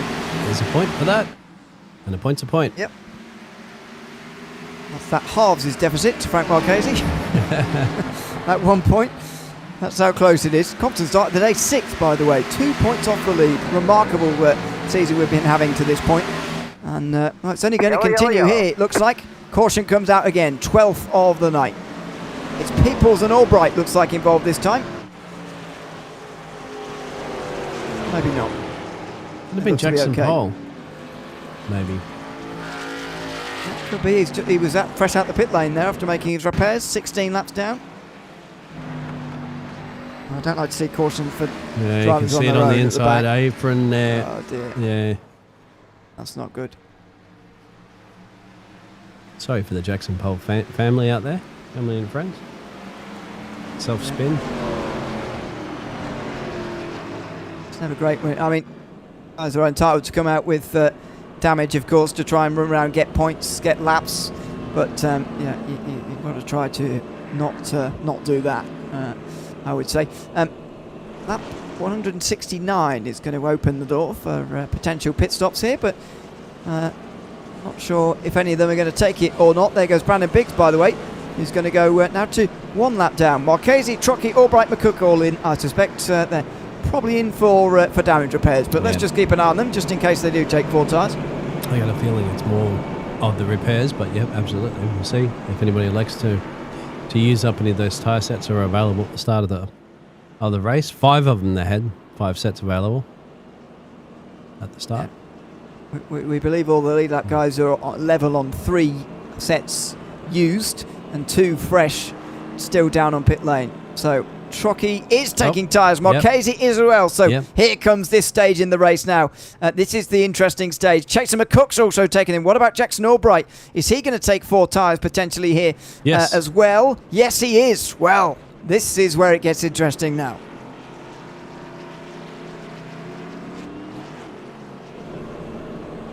So 7 on the lead lap with no fresh tyres. 4, the back 4 of the 11 on the lead lap have taken tyres there. Very, very interesting. So keep an eye out there for 8th, 9th, 10th and 11th. With fresher rubber. Remember Patrick as well too in P5 he's got freshish rubber. At least half used rubber as a lot of those other drivers around. And Howard Peoples as well too, my friend. He's also got freshish rubber. But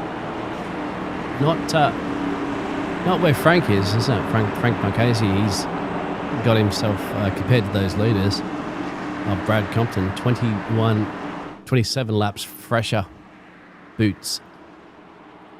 Green flag, green flag. Here we go. Green flag again. Cautions The breed tyre cautions. difference in play here at Bristol as we reach 78 to go at the end of this lap. Brad Compton leading well here, restarting well, and Stokes has got a real challenger up here at the top.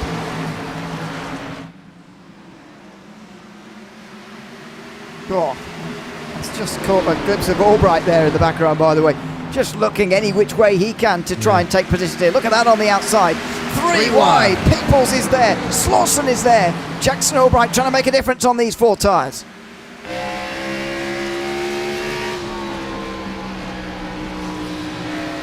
He will slice through the field like it's a German businessman on the Autobahn. I mean, isn't this a test, a case study for the final part of this race? How far back can you be? How long is it going to take you with 4 new tyres to come through the field? This is a great test for the end of the race as well for Jackson Albright right now. Yeah, exactly. If you're the team spotters out there and team principals and stuff like that, you're going, look at how the other drivers are struggling, and look how Jackson Albright's like just feels comfortable in this car. Like wherever he's pointing the car, it's sticking to the track. Yellow, yellow, yellow. Oh, caution again. Big problem, of course, now then, is cautions now that come into play, isn't it? Zach Baker spins. So he's the one who brings out this one. So Brandon Biggs is going to be back on the lead lap with this one. We're going to have 12 on the lead lap. And here's how it happened. Might have been Albright here. No, he's gone out to the marbles there, no, and just there's no traction out there, unfortunately. That's what I said at the start of the show, isn't it? The more you get up there. Oh, a little tag there. The more you get up there in deeper into the race, the more marbles are up there and just absolutely no grip. Plus, Zach Baker was also on, 20-odd lap worn boots as well, on top of it to not help you for traction. Oh, indeed. Well, what happens this time then in terms of these stops? Well, Tommy's going to come in. Yep, Thomas Stokes in. And Patrick. So and Compton Howard. and Wayne stay out, but they're the only ones. Okay, Howard wouldn't be taking boots now. I think he's just going, once again, still trying to fix up the... And Patrick might... Oh, actually, Howard and Patrick might, right? Yeah, because they did... Yeah. They haven't taken many... They've had a lot of stops, but they've been doing repairs rather than taking tyres. Yeah. So I think they might well do here. How interesting, though. Compton and Wayne still not used... Still with 2 sets left in pit lane, not using them yet. Well, I figured they're out the front. They have track position. It's only when the point where these drivers that have the fresher tyres start really, getting to their back bumper and getting past them and start scooting on up the road that they might contemplate heading down.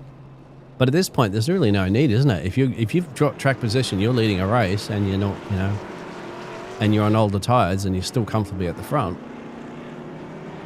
There's no need to put some tyres. You got them saved down there in pit road when you need it, when push comes to shove later in this race if we get another caution. Cautions are breeding cautions too. You know that, Ewan, isn't it? Once we got into that cycle there of cautions, it's only been a couple laps before we get into another caution.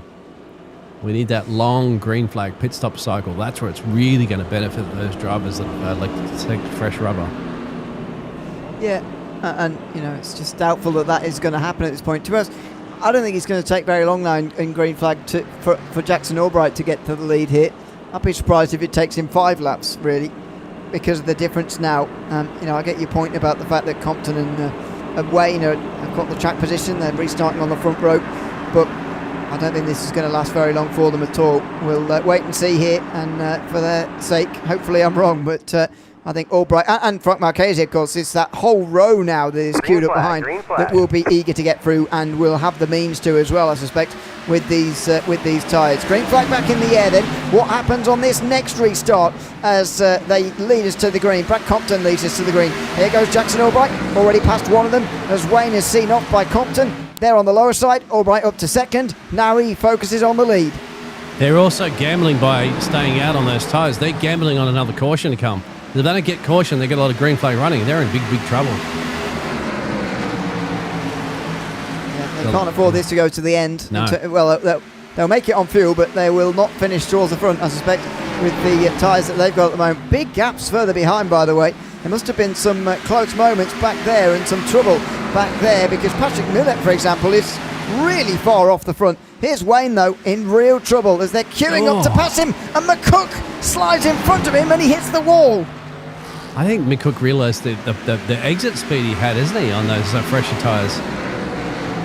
He just planted that thing, and it just slid. Oh, look, he's really struggling. Wow. He is uncomfortable here.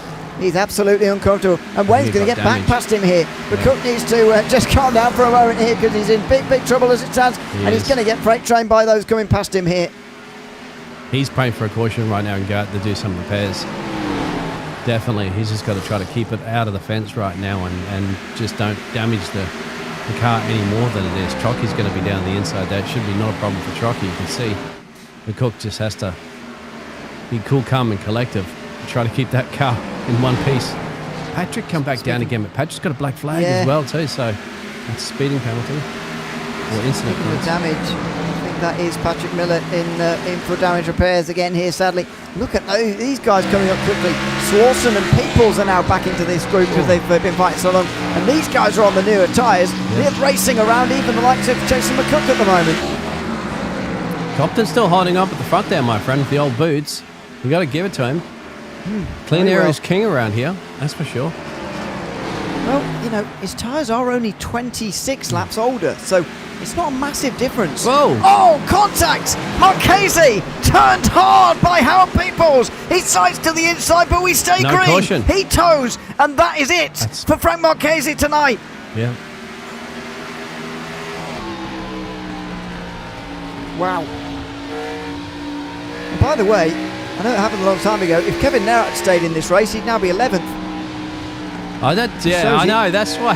Yeah, that's why I never get my head around drivers ever retiring, especially from short track racing like this too, where things can just go topsy turvy pretty quickly, isn't it? I know there's frustration that kicks in as well too, but you never say never. Yeah. He might not be very interested to find out he'd be 11th rather than 16th, or 15th, but. It's points. It will be points in this championship. If you come down to the end of the championship and you lose by 1 or 2 points, you might sit back and regret races like this. Exactly. If he loses by less than 4 points, then he'll be furious. But anyway, you won't be thinking about that at the moment. And you know, you're looking around at the moment, see if anybody can actually win this championship because of the topsy-turvy nature of it. At the moment, it's pretty much a winner will take the championship lead scenario, especially if Compton goes on to win it, or Jackson Albright. To be honest, he only started 5 points behind Frank Marchese, but because the championship leader Marchese is out, it does leave the door open really. Kevin Narrett, who's one of those tied for second, is also out, so it's really between Slauson, Stokes and Wayne, who are effectively the net championship leaders here, all tied on points at the moment, with still 55 laps to go. But as I say, Brad Compton is putting a real good fist at this at the moment, although here comes Thomas Stokes and Jackson Albright again.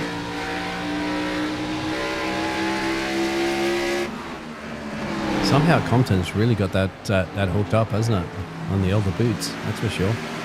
Thomas Stokes wants to clear out Albright as quickly as possible, not by turning him, hopefully. Uses the bumper, but he's through. How is that going to be reacted to by Jackson Albright? Is he going to react? Stokes is clear now. He doesn't quite go up, though, off of 2. He's still there, Jackson Albright. So this is costing them time. This is absolutely helping Brad Compton. Yes, it is. You can see he's still not clear, isn't it? That's the one frustrating thing. You'd think that Stokes would have a little bit better grip, isn't it, the tyres? Just a little bit. But Albright says, no, mate, you've not cleared me yet. And that's the thing, isn't it? All he can hear, of course, in Thomas's ear will be not clear, not clear, not clear from his spot up. and he's not even clear at the moment as Albright retakes that P2 position. But you can see the tyre advantage that they do still have as we now get onto lap 200. Yeah. Albright and Stokes are still within a second of Compton, despite the fact they've been going side by side. So this is how much faster they are at the moment. Stokes to the outside this time of Albright, and he's looking to get to second here as he clears him. There we go, over the line, and Stokes is up to second. That cost him about 3-4 laps, isn't it? Just trying to clear Albright. Now it's cost them laps rather than time on this occasion. It has. Now he's got to get the focus down to take the race leader there off Compton. Oh, Slauson in the background nearly spun, and he saved it, thankfully. He just about avoids another spin there, but that was pretty close for him. There's Compton, who might have been hoping that he spun out there, because that would have been his chance to come down pit lane. 60-lap-old tyres now, Compton. They are starting to get a little bit older. Stokes, 25 laps at the end of this one. Jackson Albright, slightly older again, 34 laps. Compton, though, really struggling now. Ron Wayne, just in the background there, I'm doing a bad job too, on similar old boots of Compton. In full credit, take a look at our fastest 5x5 drivers as well, 2 over the 5-lap average, believe it or not. It is Thomas Stokes. But Sorry. Yeah, how's that for Compton still? Here he is, but Wise in trouble there. Here comes Stokes, though. Yeah, Compton has led some decent laps now, but now it's time for somebody else to take the race lead here. These older tyres for Compton are crying out to be changed now, and he's crying out for a caution. He really should have come in under one of the 2 previous ones, Brad Compton. It's worked for a while. He's kept the lead for a while, but he's struggling now. He's sloosh off of 2. He loses the lead. He loses second to Albright, and he's lucky that he's even still pointing the right way. This is the gamble, isn't it? The gamble by not coming in, by going through a long green flag run of consecutive laps when you're on old tyres. He would have needed that caution. He'd probably sit back and go, why didn't I come in on that previous last caution? Because you don't know that. You probably think there'll be another caution, won't you, in a couple more laps. Look at that. Who else was tank slapping against the fence there as well? 52. That's Jackson Pole that's down a couple of laps. Here comes Slauson on Wayne. I don't know, Compton's still there, Mark. He's still there. He's not like completely out that he hit a hard lead from the fence. Trying to get past Brian Way here. It's Jackson Paul on the inside. Oh, that's dangerous. Oh, he spun out again. Yeah, Jackson, don't go down in that apron area there. I mean, what is he doing on that apron there? And that paint, isn't it? There's no grip on there. And, of course, that little slight deviation into the infield and to the banking elevation. There's just no... Anytime anybody's ventured down there, my friend, it's been a danger zone. Yeah, driving it like it's old Atlanta, where you used to have to sort of grab the yellow line and the apron down there. It's never the line round here. I don't know what's going on. This is Jason McCook trying to get past Howard Peoples, so he's regathered himself after looking a bit shaky earlier. Now he's to the inside for 6th on Peoples. Oh, 2 lap cars in. Oh, Jackson Pole spun out now. I mean, yellow. He needs to just retire. He's just causing trouble for everybody now, and I'm afraid he's ruining this race. He needs to retire. Yeah, he's absolutely struggling. You can see it, been struggling for some time there. Might have even caused the other car there, 38, I think there's, who was that? Joshua Wise to go up in the fence there. To take the he's lapped down actions. as well. Yeah. Again, I absolutely, well, indeed I admire guys who stay out there for the points, but Jackson Pole is barely making an effort here to stay pointing in the right direction, and he's fundamentally changing the course of this race while 17 laps down, and that is not what you want to see. No, not lifting off either. To you kind of say you got to lift off and just basically get up there and wall ride a little bit just to allow the other cars to get through there. But this is going to work perfectly, isn't it, for the likes of Compton and that. They needed this. They needed to get off those old tyres right now and come down pit road. Yeah. They are. Thomas Stokes doesn't, so he takes the gamble and says, I'm happy to go 37 laps or 36 laps to the end now on the tyres that he has. Yeah.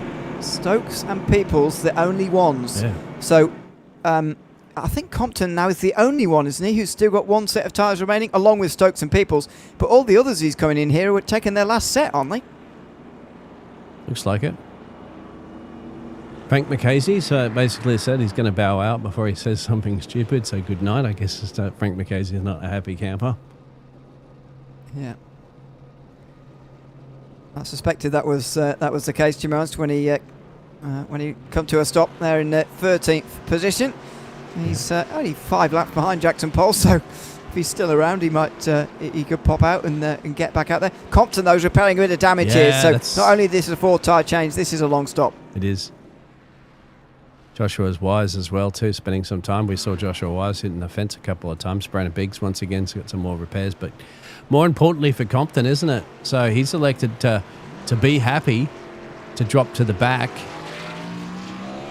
essentially, of those drivers in the lead lap.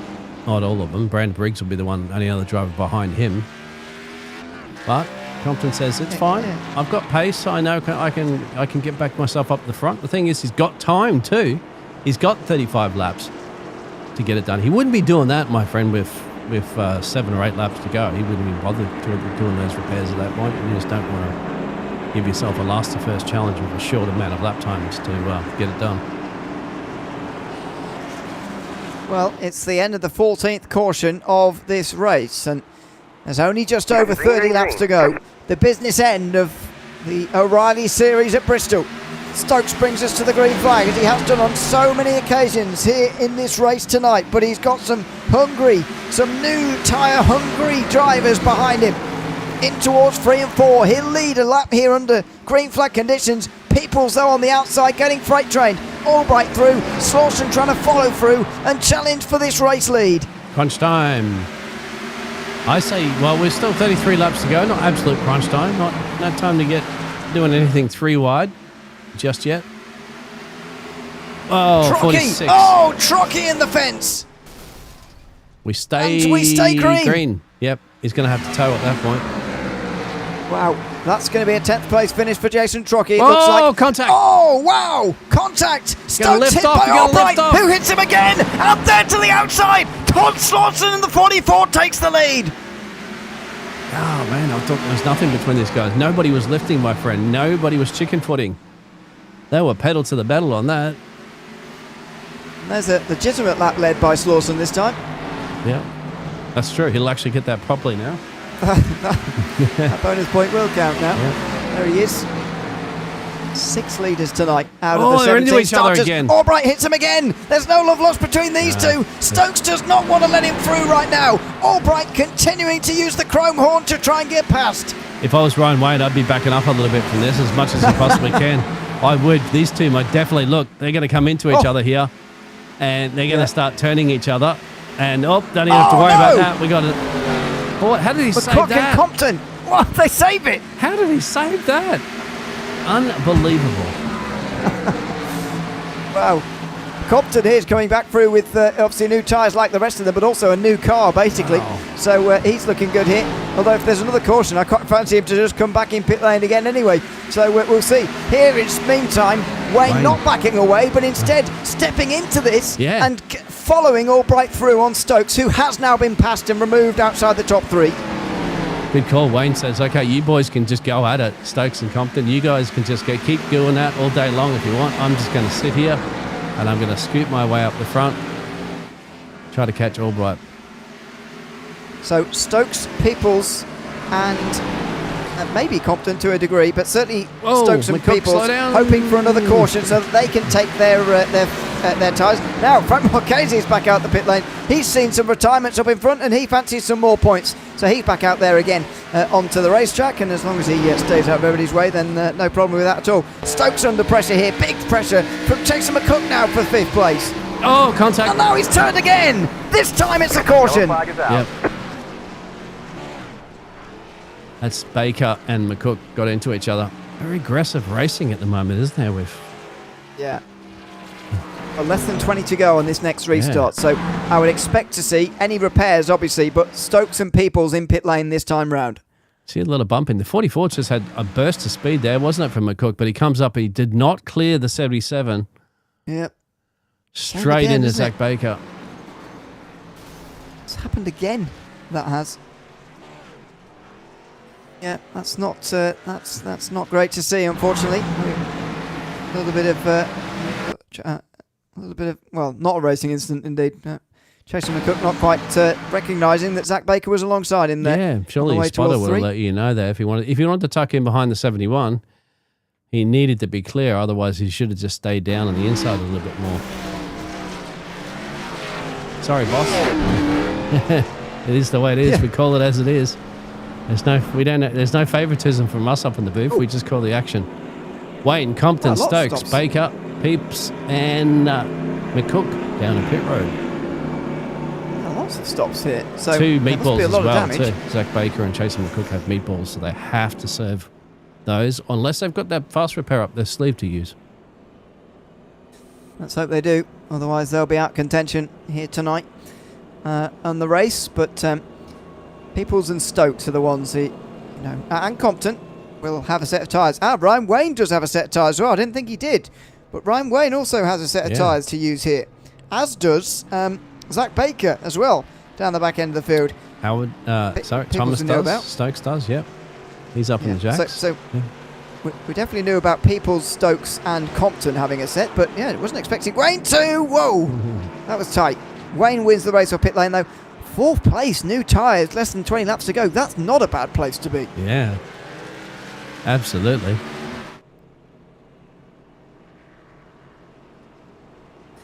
There it is. Not a bad place to be at all. This is the rundown. The problem they've got, the reason we were seeing such big differences before is just because the guys who had stayed out had been on their tyres for so long. The problem is that Slauson, Albright and Biggs have only been on their tyres for coming up to 18 laps now, which really isn't very much. No. Not when we saw Brad Compton's pace that he had on, 30, 40 lap old tyres, wasn't it? Earlier as well, too. Exactly. It took to really sort of until 50, 60 laps until Compton started to see the downsides of that, and we're not going to get to that now in the remaining 18 laps of this race. That's all we've got here tonight from Bristol. It's been a magnificent race in the Equipment Recycled 250 from Bristol tonight. We've got a late restart, 18 to go. Is this the last restart? As Slauson on the inside, Albright on the outside, fight it out into 1 and 2. It's contact for Stokes. He's in the wall hard, along with Wayne. Those two potentially out of contention tonight. Yeah, that's not going to be fast repairs left now for these drivers. And they're going for it. Stokes hasn't had much damage yet. He might still have his remaining. Yeah. He just got loose. And then there was contact, and then that was all over. And Compton came in pretty hard and hit him as well. That's true. You really thought Wayne had that with the fresher boots, both of them, didn't they? They had the speed, but they didn't get enough time to take advantage of it with those leaders up there. Yeah. Wow. It's always just a funny one, isn't it? And yeah, I think that's a hard lick. You're right on that one, isn't it? For the number 6 of Compton. Compton might be in a bit of trouble there now too. Yeah, again, really depends who's got fast repairs left. To be honest, I've lost track. Who's got fast repairs left? But Wayne is coming in, has to. Stokes stays out. He stays out. You got to come in, Stokes. I mean, my friend, you got a meatball flag. Well, then he does have to come in, yeah. Unless Wayne has come in early here against the rules, which he might have done, because if he's going to start at the back, he might as well have taken the end of the line anyway. True. Jason McCook's back out, by the way, 4 laps down. Just making sure that Marchese doesn't pass him towards the end here. Maybe he'll get a position as well at the end here. So a couple of guys coming out for some late points. Marchese, by the way, is going to get only ahead of Joshua Wise here, up to 11th place. So again, he's going to gain a couple of points. And if it's that tight in the championship for a position, then he'll be pleased that he did this here tonight. So you're back in the car there, Marchese, because he was in the chat, wasn't he? Going to bow out before he says something stupid. But I guess he was racing. He was just commenting while he was in pit lane getting those repairs done. I think he did intend to retire, and then a few not long after he retired, some more did, and he thought, some points there. Yeah, there you go. That's what we say, Frankie. Don't ever give up, my friend. Isn't there a song? Frankie says relax. You're asking the wrong person. That's right. Thomas. What's Thomas doing? He's blinking at the moment there. So Tommy's got to come down. Oh, yeah, he's blinking bad. And yes, he's got to come down. He's got to come down and serve that meatball. Oh, and fix his internet connection as well too, unless it's going to drop from the server. Hopefully not. Especially not when you're committed to so many laps, isn't it? And you're down to basically 13 to go when we go to the green.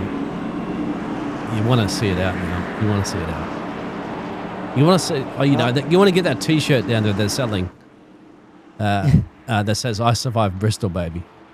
Green flag, green Indeed. flag. 16th restart of the day. Green flag again. 13 laps to go here for Jackson Albright, who's at the front here on, again, slightly older tyres than some of those behind. How much of a chance do they have? How much of a chance does Slauson have? He gets to the inside of Albright, fighting for the lead. These two on slightly older tyres, fighting it for the lead, and Albright pulls in front of him into one. He leads with 12 to go. And they're pulling again his way as well too. So good advantage that they need, knowing that those drivers with fresher boots will start catching them in a few more laps. But the laps times are going to start clicking over pretty quickly here at Bristol.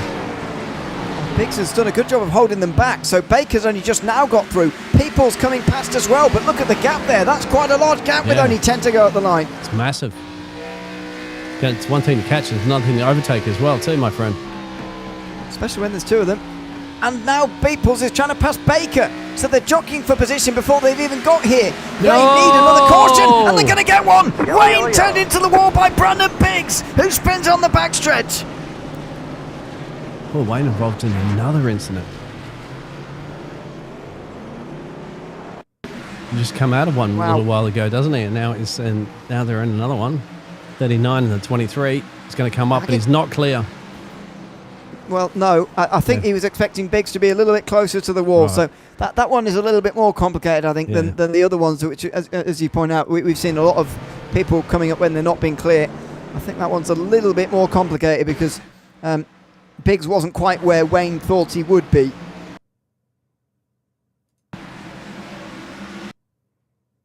Yeah, 6 to 1, half a dozen to another. Oh, good avoidance there from Compton, is that? Had to pull down low. So might prevent himself from getting into another smash up there, which means he's got a chance. But as I say, Peoples and Baker really needed that because they were side by side. They were losing time to Albright and Slauson. Yeah. But now with the restart, they've got a chance. That they do. And remember, more tyres that have been worn off. These two at the front there help those drivers that are behind with the fresh rubber, but they're still nowhere near that peak drop-off point that we saw earlier, wasn't it? I mean, there's 28 laps on those tyres. We saw you got to be getting around the 40s and 50s, don't you, before they really fall off a cliff. And as you said earlier, there's just not enough time, mate, because there's only 7 laps remaining in this race, and we have another lap under the safety truck, so we'll get 6 to the green, I think. 6 to the checkered.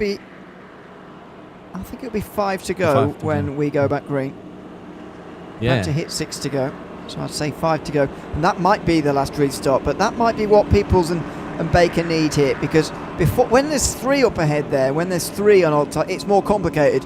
As we saw with Brandon Biggs, he actually held Peoples and Baker back for a long time and helped Albright and Slauson, although that wasn't his intention, of course. He was just trying to get the best result he possibly could. But now that there's only 2 and Peoples and Baker are right there immediately, I think this race does change a little bit and it gives them a much better chance on those new tyres behind. But you are right, my friend. Hopefully we get this race concluded soonish under green. Remember, we do have a possibility, my friend, of 3 green-white checkers, if required. Yep. And if there is another caution, we will require them. This is the last attempt to finish this race within the normal 250 laps rather in the equipment recycle 250. We're coming back to green. 5 to go here at Bristol. Albright versus Slauson on the front row. I think you're right on that one. Look at that. Look at the jump that Howard got. Howard and Zach Baker down the inside there. The 88's in big trouble. Peoples gets through. 4 to go. And this is his big chance now. He's cleared Jackson Albright by using the bumper there, but Slauson's still holding good speed. 3 to go. That's all he's got to hold on for here. But look at the tyre grip here for Howard Peoples. He's closing. He's pushing hard. He's loose off of 4. That cost him a bit of time. That actually put him under pressure. Yeah, it's definitely cost him. He's going around. He's going around. Oh no! Hit by Compton, Yellow. and he's in the fence. Caution comes out. We're going to green-white checkers. Good attempt, but then he just got loose on the rear, didn't he? Just got loose, Yeah. couldn't try to control it, come out of the next corner as well, too, and it's just going round and around and around and around, just slowly, you saw it. There it is. There's a bump as well, too, didn't help. Went out probably into the marbles there, and then an extra tap after he was going around. Nothing Howard can do. He was a passenger at that point. Yeah. I mean, and you know, this goes back to the previous turns as well, by the way, when he was slightly loose. He would have overheated the tyres slightly there, nearly saved it. Compton delivered the hammer blow, but you know, Albright was hit by Peoples a few laps earlier, just a couple of laps earlier, so no surprise that he returned the serve there, just here. Even though Peoples might have been having his own incident anyway, no surprise that Albright was going to get into the back of him there and to almost retaliate there. Wow. Because Peoples absolutely moved Albright out the way. You know, all fair racing, all hard racing, but just worth noting there that, you know, there would have been tensions between those two.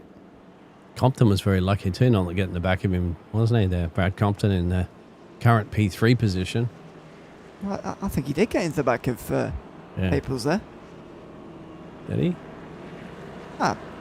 Very sure of it, yeah. I don't think it was too bad in terms of damage, but pretty sure he delivers the hammer blow here. Oh yeah, I think you're right. Yeah, here's the one that goes tap. Yep. But no damage, I don't think, from Compton. Howard out there had to go for it, boys. Yeah, he did. He did. And granted on that, Howard, I mean, to full credit, you know, you're down to the dying stage of this race. You've got the better tyres that he had. He had, 15 lap better-ish tyres. So he figured he was going to go for it. While we're still under that, let's go have a look at the green and let's have a look at Howard's run here real quick. See if we can squeeze it in before the restart here. We're just sitting the one to go before we get back green here. But yeah, Albright starts on the inside here. So this is first about Slauson getting a good launch and getting past on the outside line here through 1 and 2. And then you see Peoples into 3 and 4 this first lap. He looks to the inside. There's the bumper. Yep. There he moves him out the way to second. Yep. And now he's working his way up there after that point, wasn't it? And then that's where he got a little bit loose, wasn't it? I think at that point on one of the exits, and that caused that rebound effect. Anyway, we have to get back to live because we're getting ready for our first green-white checker. Yep. So just 2 Green laps. flag, If we get to the white flag, then we will end the race. If not, then we'll have another attempt. Side by side, Albright and Slauson again. Slauson went round the outside and got the lead last time. Albright can't repeat the feat this time. Into 3 and 4. Todd Slauson in control. And he's going to get the white flag here. 1 lap to go here at Bristol. This race is official. Jackson Albright fires into 1 and 2, trying to get close. He's trying to get the runoff of 2. He needs to get even closer here through 3 and 4. He needs to use the bumper, but he can't get there. Todd Slauson comes off of 4 to win tonight at Bristol after 250 laps and 1 green-white checker attempt. Todd Slauson comes through to take the race victory tonight in a brilliant race at the Last Great Coliseum. Just not enough time, is there, in this track to really get anything done in the last minute. And well done for Todd. Yeah. Bringing it home. 2 laps is, as you say, not long around here at Bristol. That's a 30-second run to the end. And but you know, you look at those 2 last restarts together, and you think, on one occasion, Slauson started on the outside. He got the lead. On the other occasion, Slauson started on the inside. He also got the lead. He had the better there of Jackson Albright on 2 straight restarts to the end there.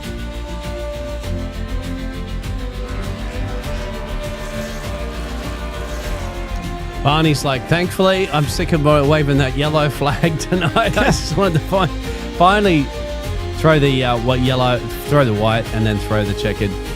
And he throws it to the 44. Let's have a look at our race results. Yeah, a great win for Todd Slauson here tonight at the Equipment Recycle 250. Only 22 laps led, but the most important one led, and that is the last lap. Jackson Albright finishes second in front of Brad Compton, who gets to third. By the way, Slauson will be the new points leader with that win. Brandon Biggs gets to fourth, despite being multiple laps down there, not far from the end. Ryan Wayne ends up 5th place at Zach Baker, and Howard Peoples, the final driver on the lead lap. Jason McCook came out late on, finished 2 laps down there in 8th place. Thomas Stokes retiring quite late, finishing 9th in front of Frank Marchese, who came out to get that top 10 in the end. He got past Jason Trocchi actually late on because of those green-white checkers. Jackson Paul eventually retired 13th, had Patrick Millett, Kevin Nerant, John Russo, James Burns, all of whom retired from that race before the final 50 laps or so. Let's have a chat to Todd Slauson, shall we? Our race winner tonight from Bristol. Todd, congratulations on the win. Only 22 laps left for you, and I'd say that in a surprise way because he qualified on the front row earlier tonight, but he did seem to struggle the first 200 laps really to get to the front and lead consistently, but you led when it was important at the end. Just tell us about those final 2 restarts. First, you starting on the outside with Jackson on your inside, and then the other way round of that green-white checkered. Yeah, that was definitely an up and down race, and I'm very thankful to pull that one out. The 71, he was definitely a dominant car, and he has been showing himself to be the guy to beat. I had a lot of fun racing with Jackson as well. He's been one of the guys that I feel like I'm around 24/7 on the track, and we always race each other very respectfully. So to have a battle with him right there at the end with those green-white checkers, that was a ton of fun and very respectful on his part. The first one there, he got around me on the outside, and I seen that it could be done. So then on the next restart, I got around him, and thankfully I did, and just was able to maintain that lead after that. So very thankful to have this race. I appreciate Jackson racing me clean and everybody else tonight. It was a lot of cautions, but I just tried to avoid the chaos. Well, and that indeed played out very, very well for you. What have you made of this season so far? Because you've become the 4th different race winner in 4 races now with this win. Coming into tonight, there were 6 drivers covered by 2 points at the top of the championship. You were one of them, and you're now going to take the points lead, but it will be a very narrow lead over the likes of Jackson Albright and Brad Compton, who join you on the podium tonight. What have you made of the first 4 weeks of this O'Reilly season? It's funny you should mention that. I was just thinking that at the end of the last race, how many different winners we've had, and we haven't really seen one guy be extremely dominant. The 71 has been at times, but I feel like we're able to hang with him at least. So it has been a lot of fun. Most leagues that I've been in, there's 1 or 2 guys that you just feel like there's no way you can ever beat them. You just kind of accept 3rd, 4th place at times. But this league here, I feel like there's about 8 guys to 10 guys that are all very, very competitive, and it's been a ton of fun racing with them. Well, congrats on beating them all tonight here at Bristol, and thanks for chatting to us, Todd, at the end of the race as well tonight. I appreciate you guys. You guys do an awesome job, and I really love watching these broadcasts back. Thanks very much. Thanks very much. Todd Slauson, the winner tonight from Bristol, here talking to us there. Finishes ahead of Jackson Albright, who finishes in 2nd. Jackson, welcome in. Congratulations on a 2nd place. After taking pole earlier tonight, do you feel like this is a pleasing 2nd place for you, or are you disappointed not quite to get the win there? Honestly, I thought I was going to do horrible here. I've been practicing, and I was with AI, and AI would run, a 15.1, and I was in the 15.3s, and I thought I was going to be, out of the top 10. I must admit, I do find the difficulty rating varies on track to track, so maybe that's one of the reasons. What did you sort of feel throughout this race in terms of your chances? Everybody at some point tonight had some sort of problem. Everybody dipped and came to the lead again. You led for a little while and then dipped again and then came back again. Just how was it to stay focused and stay motivated throughout such an up and down race for everybody here tonight?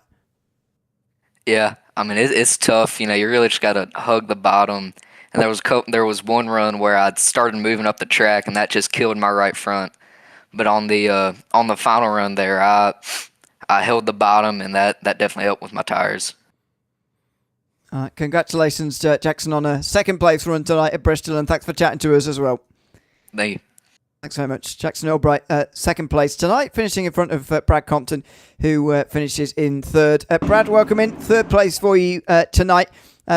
First of all, we'll talk about that late run there, because the second to last run, you were sort of running sort of 3rd or 4th-ish, and see the incident with Hal Peoples, which you weren't really involved with, in the end brought out a caution that gave us a green-white checkered attempt. You remain 3rd where you started.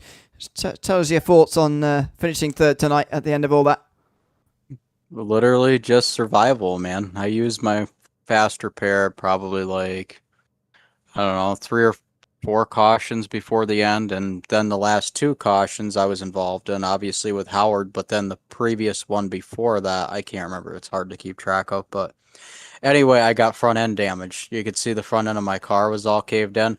So literally after about maybe 3 to 4 laps, I would be overheating and I was down on power. So literally when I got to the center of the corner, I could just mash the throttle and just drive right off without even spinning the tires. So really, I'm very fortunate to finish third. It really came in dividends right there at the end. But everybody was just being so aggressive. It was just too much right there at the very beginning. Talk us through your idea on strategy tonight, what you were planning on the way in and how it transpired, because you were the one really who hung on to some sets of tyres a little bit longer than some of the others, so that you had quite a lot of and seemed to me almost, as if this is ever the case, almost too many at the end there of sets of tyres that you were getting through towards the end. Obviously not quite the case, but you did hold on to those older tyres for longer than anybody else. Just tell us about the strategy that you were hoping to employ tonight and how it developed through the day. Well, you got to do the opposite of what the 71 is doing. Because obviously the 71 was the class of the field by far. He had like a 6-second lead right there at the start when we actually had a green flag run. So, I don't know.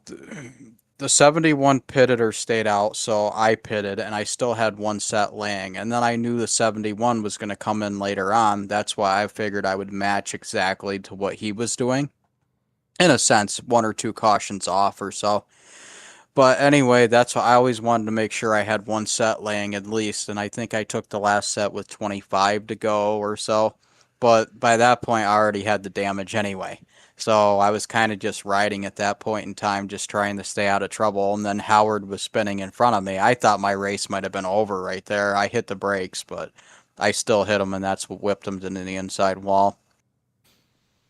Well, congratulations on still getting yourself to third place tonight, Brad. I suspect you'll be around third in the championship as well, considering the closeness of it. It may be even second, but considering the closeness of it coming into tonight and indeed throughout tonight as well from Bristol. So congratulations on the third place tonight, Brad, and thanks for chatting to us at the end as well.